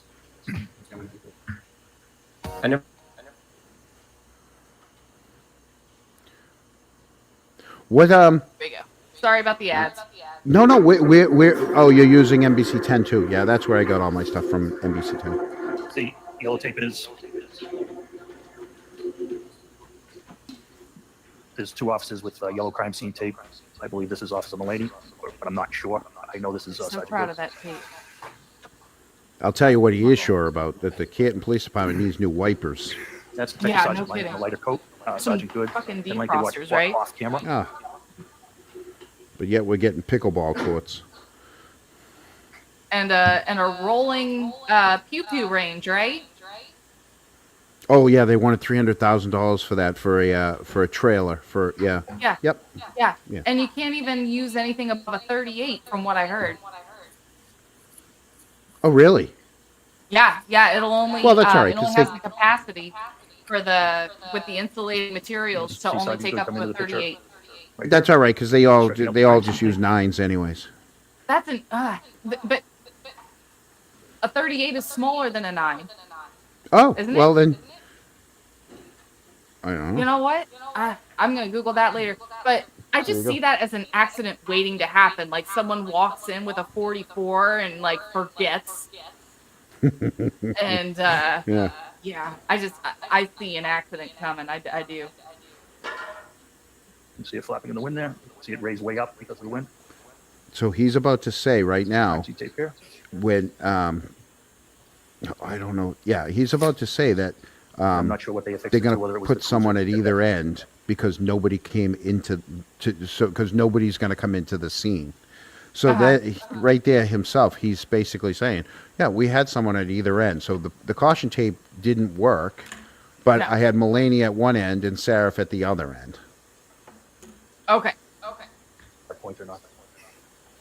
But you can see the crime scene tape going across the scene that way. Yep. I'm just going to keep pausing right there for a moment. So, Lieutenant Gallagher, in addition to sort of the crime scene tape that you observed in this video, what's anything else that you get from the station to attempt to sort of secure the scene or place at the scene? I'm not sure what you Sorry Did you get about a that. text Hold on. Excuse me? Hakuna Matata. Yep, sorry. No, Hakuna Matata. You good? Oh yeah, no, I'm learning my little tablet. Sorry. Yeah, me too. I'm touching learning buttons. I'm touching buttons that I have no clue what they are. Yep. We're like the blind leading the blind here. Yep. I didn't. No. And why not? I had it with me from home. It was a personal 8x8 tent at that time. Oh, right there. Another So at question. one time on scene, Yeah, Here's I another think question I it's have. intent. Why did he have a tent in the back of his vehicle, but he didn't have cold weather gear at home with him? Like, who drives from Milton to Canton just to get his jacket? Like, he didn't have his jacket at home? How long has he been on the police force that he doesn't have, like, multiple Canton police jackets, vests, you name it, they have it, right? 30 years, John. I'm telling you, there was a reason why he went to Canton Police. Yep. Instead of Aside going from what he said. But he went to the police station before he went to 34 for another reason, not just to get a jacket. Do you think maybe he went to meet up with Brian Higgins? Higgins or Berkey. Okay. Yeah. Yep. Berkey. Man, Right. what a shame that we have no testimony from him. And then now we'll never. And you're have not it. and you're not gonna now either. Yeah. set up that tent that you were treating. Due to the weather conditions, we did not set it up. What's that? Because we're required officers holding it down, and we didn't think it This Brian's here so bad. Like this guy's acting like it's the first time he's investigated a death in the wintertime. It is. Been on the force for 30 fucking years. It is. Nothing happens in Canton. Maybe pretty self-evident when you say due to the weather conditions. What if anything about the weather That's conditions? happening in the I'm saying winter. that kind of All the there time. was high everywhere. winds, shifting directions, a large amount of snow falling. Ms. Gilman, if I could ask, if we could just pull forward There that was no video. large amount of snowfall that morning. It's 4 inches. I've got 4 inches of snow in Florida right now. What did we get the other day? Oh wait, you're in Florida? Yeah, I'm in Florida. I saw that there was snow in Florida. Where was it? Sunrise? No. Yeah. Yeah, but where? Sunrise, right? Pretty much the whole north half of Florida. Oh. So there goes your oranges. I've bagged my trees. Like hopefully they'll be okay. Yep. Yeah. So now, what time does it say on that screen now? 7:13. 7:13. See, he's moved the vehicle. You can see Matt McCabe's SUV. there's that third right. vehicle. Yes. Yep. There it Yeah. is. So that's how I knew That's when how I he got knew there. what time. So we know what time Matt showed up was around Yep, 7 somewhere between 7:03 and 7:13. and Yep. 7:13. Yep. Right. Very good. And you can look, you can see from that cruiser all the way to Matt's vehicle. There's not a there's not a seeing problem there. There's no way that they didn't see any taillight pieces on the ground right now Oh. at that point in the morning. If you look closely, it's the crime scene tape that's blowing around.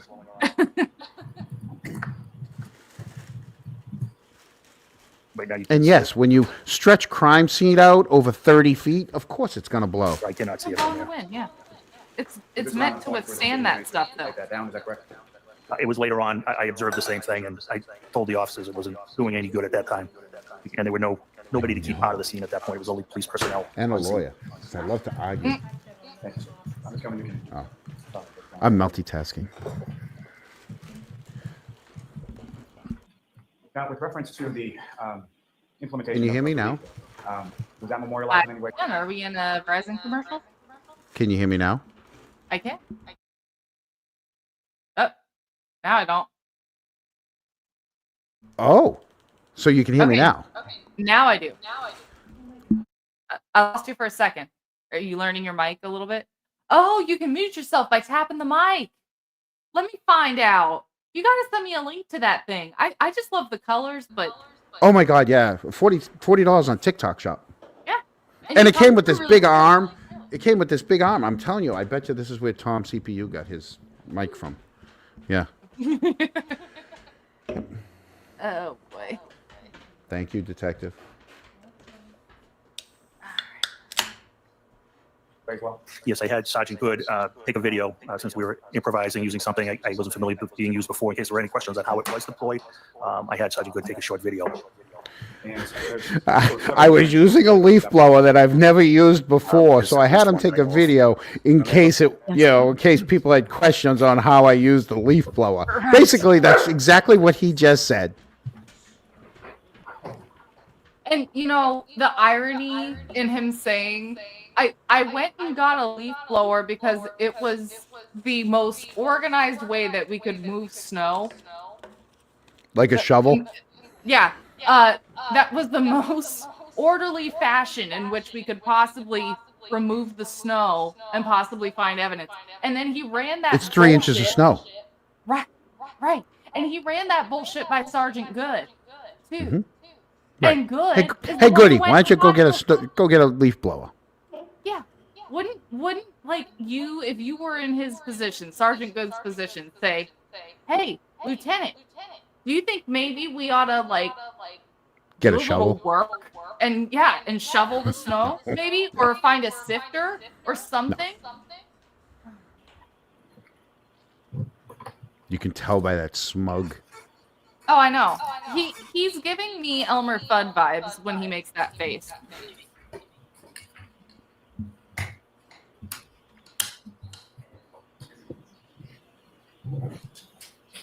You could.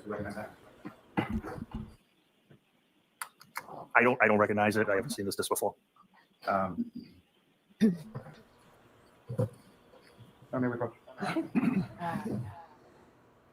More sidebars.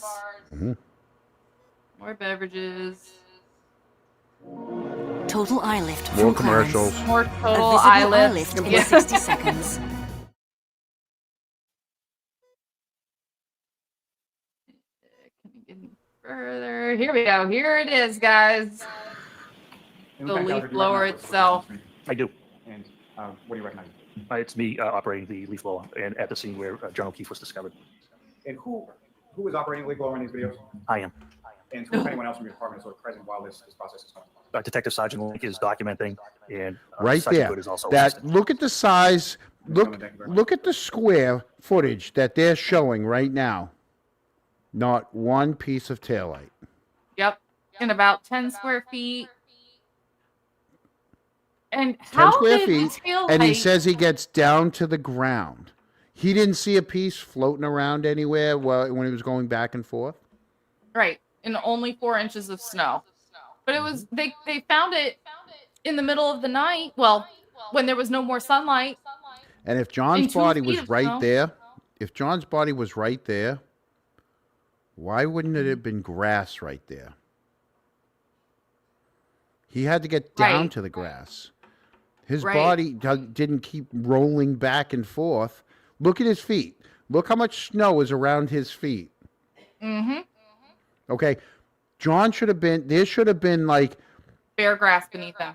a snow angel in the ground from them picking him up. Unless he had only been there, like Jen McCabe said in her 911 call, a couple For a couple hours. There you go. Yep. I have another question about Jen McCabe's 911 call. This popped up in my mind as I was listening to it yet again on the Occam's Razor Microdots video. Mhm. Guys, please go follow Microdots if you haven't already and give Oh that my God, video a that like. last video was amazing.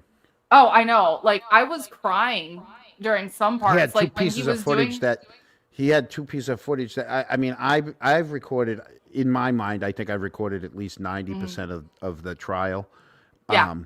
And I'm like, when was that? There was two times Right. when I'm like, when was that? Because I don't recall that, you know, and it was so clear that I'm like, well, that wasn't on the screen because I don't, you know, because I know I would have gotten that. 100%. And so, like, and I'm the same way. Like, I have to go back and rewatch things to find some of the Easter eggs, right? Like, one Yeah. of my favorite movies is Inglourious Bastards, a Quentin Mhm. Tarantino film. And every time I watch it, like, I find something new. But anyway, so I'm listening to Jen McCabe's call. And remember, she stayed in the car to call 911 while Karen and And it was Carrie, all quiet. Yep. right, they were out there trying to help John. And you remember 911 is asking Jen not just how long he had been there when she goes, there's a guy in the snow, like he's some fucking stranger. But so they ask, well, what's wrong with him? And she starts describing his injuries. Oh, really? She's sitting in the passenger seat of the vehicle. And I'm going to do another video about this soon. She's sitting in the passenger seat of the vehicle. As far as we all know, she never left that car before she made the call. Karen and Carrie jumped out. She Oh, stays in you're the giving car me to call homework for 911. tomorrow. You're giving me homework for tomorrow. There aren't you go. So she's Oh. sitting in the car and she says, well, he's got blood on his face. But wait a minute, Jen. You just said on the stand that you could barely see him. You were shocked that Karen even knew that he was there. And only Right. someone with a prior knowledge to where John O'Keefe's body was would have been able to find his body there. Yep. So how are you able to see and ascertain what injuries he has? How are you able to describe with people blood on leaning his over face? him, with people Yeah. over him. Exactly. And I can tell you right now, Karen Reed and Carrie Roberts are not strong enough to be able to lift his body up and be like, hey, Jen, check this out. Look at his face. Right. That didn't happen. So Nope. how is she Just able to just like Kerry Roberts didn't see the phone under his back because Yeah. Kerry Roberts doesn't walk past. So John's body is already moving from the left of the dash cam screen to the right to go to the ambulance in between the two vehicles. Yes. Kerry doesn't go right to left until after his body's gone. And then she walks over and gets the phone and the blanket. So she doesn't know exactly where it was under him. She wasn't over there. And how did that snow, like, okay, even though, yes, he was hypothermic, his core body temp was 80 degrees, right? How did the phone not melt? I mean, I'm sorry, how did the snow not melt and get the phone wet? Right. Anyway, that's my little thing. There you How go. is Oh, I just want to let you know ahead of time. I have a little bit of ADHD, so I fixate on things for long periods of time. Like I hyper focus on stuff.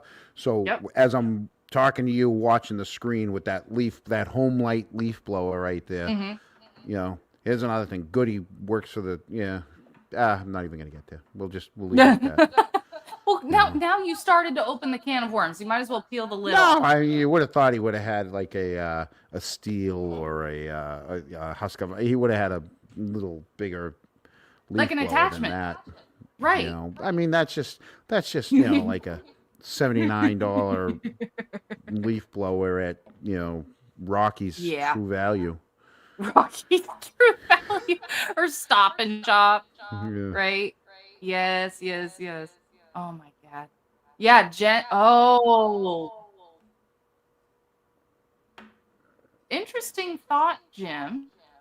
I know. I see. I've thought that too, but the problem is the movement. So I keep saying I was going to do it, but I haven't gotten around to do it. We have footage. If I started to do it, I tried to gather all of the dash cam footage from 6:08 on that was at least shown, and then tried to put it in order so that then maybe you could match up the movements of the people in the footage to see what matches John O'Keefe's phone movements. Well, think about this, John. Okay, there we go. There. I can put my phone in and out of airplane mode without unlocking the phone. Yep. Orange is airplane mode. Orange is gone. I don't have to unlock my phone to But do they that. wouldn't have done it in front of Karen. No. So it couldn't No. be while Karen was at the body. No. And But I don't think Kerry had it on her. no. So There's no way that Carrie went to the house at some point no. to take the You know, phone. I believe what Kerry did was she went over, she picked up the phone, she picked up the blanket, she had the phone, and at some point she handed it to Lank. I think Where'd the blanket there's come one from? spot. What's that? Where'd the blanket come from? The back of the car, because you see her put it back. You see her open the tailgate and put the blanket back. She shakes it out and then brings it back and puts it in the back of the vehicle. Well, then did Jen keep the phone in the blanket the whole time? And then they run the blanket over to the body when she's like, Yep, get the and blanket, then the get phone the blanket. conveniently. I mean, this is just me asking. This is not me saying But that I then, know. See, the phone would have showed movement there. You know. Yeah. So I don't know. Remember, his body doesn't have to be with the phone at 12:30 at night. Everybody wants to say, well, his phone stopped moving, so he had to stop moving. No, it didn't. His phone stopped moving, and that's that. And then his body got placed out with the phone at a later time. Whether they threw the phone into the yard, then they went and got it. Yeah, placed the body because on maybe top the of it or phone's something. maybe they threw the phone in the yard and there was bare grass, so they knew where the phone was. It wasn't covered in snow. Mm-hmm. They went and they're like, okay, don't touch it. This is where we're putting the body. John, I want to kind of like do a project with you and look through all this with you. Yeah. Because, now I'm really interested. See, the car thing is so. Like I tell everybody, like Sean had the taillight thing. My thing is the vehicles. And so this is what got me kind of hooked into you, because I was flipping around and I saw that you were live, and the first thing I saw was you were talking about Nick Rocco was on JFK talking about Brian Higgins' vehicle. Well, Nick Rocco, his claim is which is probably a true claim, I'm not disagreeing with it, was that the reason why several people, which is Jen McCabe, Brian Albert, and Matt McCabe, and Nicole, those are the only ones that saw Higgins' Jeep. They say they saw the Jeep and that he parked in front of the mailbox, was to discredit the three people in the truck, saying that they never saw. Right. Nagel, Okay. I want to take it a step further. They want to say he has the Jeep because I'm telling you, he had Brian Jr.'s vehicle. And Because Brian who Nagel had never Brian specifically said he saw Higgins' Jeep, right? Who's that? Did Nagel ever say Nope. that No, he saw the they, Jeep? nope, the three people in the pickup truck never saw a vehicle. They only saw the taillights. They knew she had her foot on the brake because the brake lights were on and the Yep. dome light was on in the car in front of them. They said the car in front of them, the vehicle in front of them. There was no Jeep in front of them. They didn't go around a Jeep. So that's what we're going with.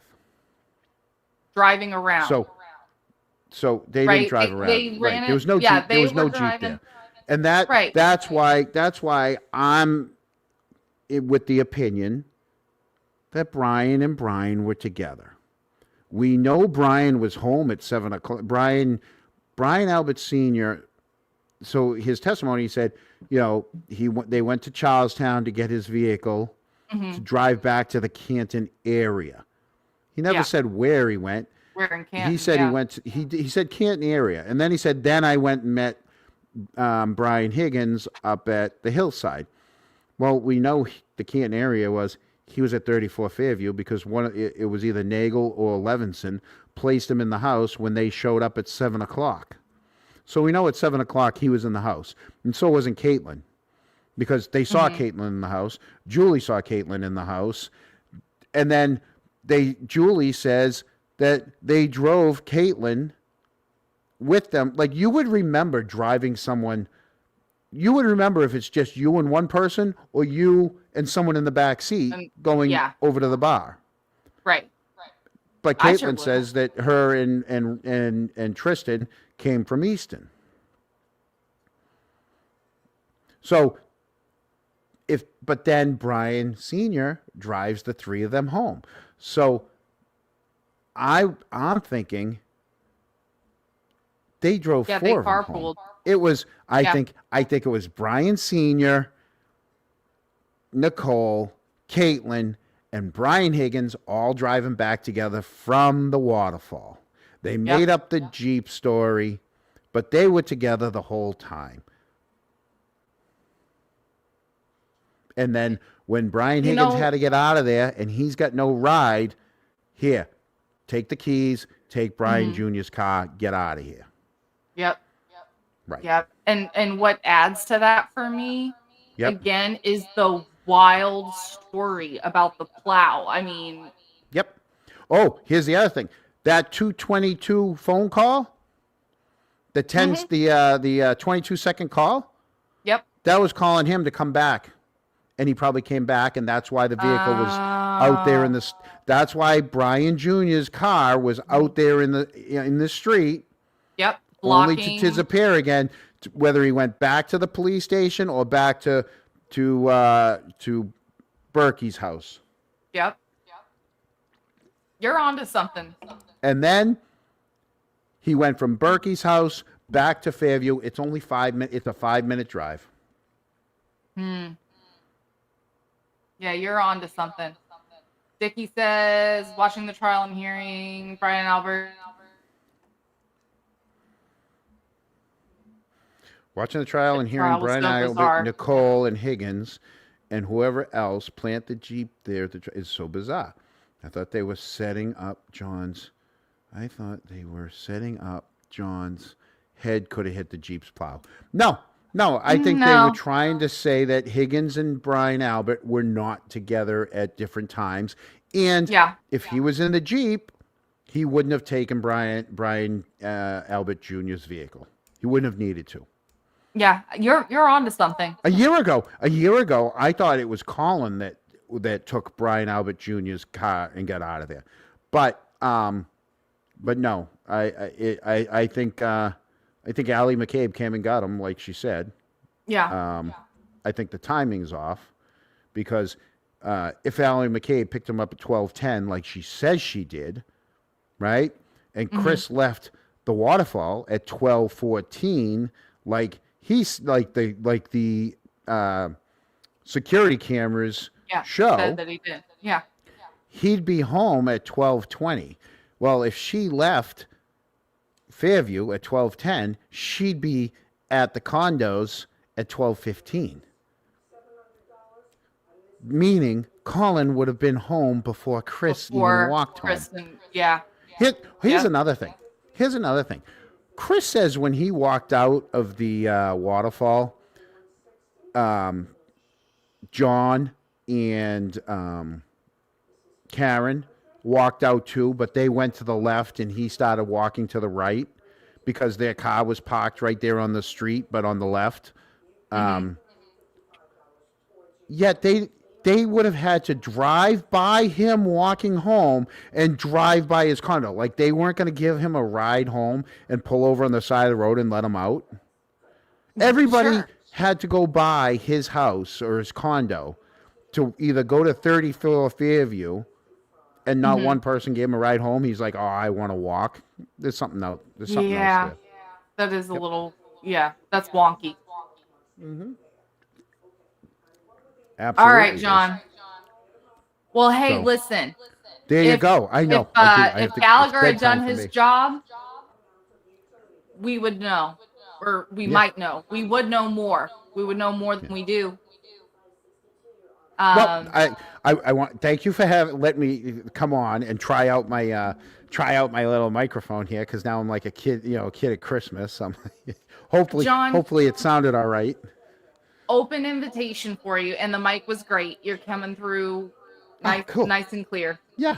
Oh, that's awesome. Open invitation. But I'm So now gonna go to bed. now I have two things working. I have a real backdrop and I got a microphone. So it's almost like I'm a creator all of a sudden. I'm not just a class clown anymore. Hey, you're more than a class clown to all of us. But yeah, There you I go. did vote for you. I hope you know Oh, that. thank you. I didn't voted- even know it was happening. Someone texted me yesterday, said congratulations, and I'm like, for what? And they're like, you won class clown on, but I'm like, on where? And they're like, on Aunt Deb's, and I'm like, ugh. And they're like, you're gonna have to do an awards, a speech, and I'm like, all right. So I drove home. And then I get home, I turn it on, and I'm like, oh, geez, I guess I did. All right. And so then I'm like, well, I can't just say thank you. I got to figure out. I'm like, I'm like, well, I might as well go out into the hot tub. Yeah. So that's how that all came about. But so yeah, no. All right. Well, this is great that I found you. I mean, I actually, how I found you was, I was over on Twitter, X. And across the top of the screen, it tells you who's live. And Turtle was live, so I tuned in there, and he was answering a lot of questions. And literally just for shits and giggles, I was just like, oh, I wonder who else might be on it. And it said, and I clicked on you, and then literally when I saw it on the screen, I'm like, oh my God, that's what I've been talking about. I know the vehicles backwards and forwards, Perfect. And I'm like, and I'm gonna do a show on the Lexus too, John. Like Yeah. you might be interested because I'm Yeah, gonna go no, into like safety features and everything. Like how the key hard- cycles and the key cycles and the picture of from Trooper Paul with his iced coffee in the console and everything hooked up. And yeah, no, and Yeah, if we're you gonna look, you get can into see. it. Yeah, we'll get into that. Okay, So, sweet. Well, all right, again, open invitation. Anytime you want to come on, I'll start. Shoot me a I'll text start if I'm not shooting you a playing hockey message. yeah. right. Awesome. Well, thank you for having so me. good to see you. Well, thank you for coming on. I appreciate your time. Thank you so much Alrighty. for your input. Okay, thanks. Always good to see you. All right. Bye. Well, you have a great night. You too. Bye. Bye. All right, guys. Well, we'll wrap up this Gallagher stuff. Oh dear. We'll wrap up this Gallagher stuff another day real soon. Okay. I mean, I keep saying I'm gonna do it. And today, I got a snow day from work and all that. And so the whole family was home. But that being said, I'm gonna wrap it up for tonight. It's getting real late. Okay. It's way past my bedtime. Guys, if you would like to help support this itty bitty baby channel, you can like this video. Please make sure you leave your DNA evidence on that like button. Yes, thank you to JC. John Camo. Okay, if you want to pronounce it right, we've had the emphasis on the wrong syllable collectively as a free Karen Reed movement. So it's not John Como, it's John Camo. Okay. So make sure you pronounce his name correctly, please. Now that we're aware, we will try to do that from now on. If you would like to support this baby channel, please leave your DNA evidence on this like button for this video. You can share this video or, another video or just the whole channel with a friend. That all is free shit that you can do. Or this channel does have bills. It's a baby channel, but it's got some bills. So there are means and methods scrolling at the bottom in which you can do that. Thank you to Nikki, who helped support the channel tonight. Thank you to everybody just for fracking being here. I don't have a plan for the next stream. I don't have anything to announce right now. It's just been a hell of a couple weeks, but we'll talk more about the Boston trip. We'll yes. We will be talking about the Lexus LX 570's safety features very, very soon. And the next time we're on, I promise you we're gonna finish the Gallagher thing, but I definitely wanted to hear what JC was talking about. So guys, thank you so much for being here. I hope to see you guys all on the next stream. Peace, love, and butt dials. Thank you again, and I will see y'all extremely soon. Have a good night.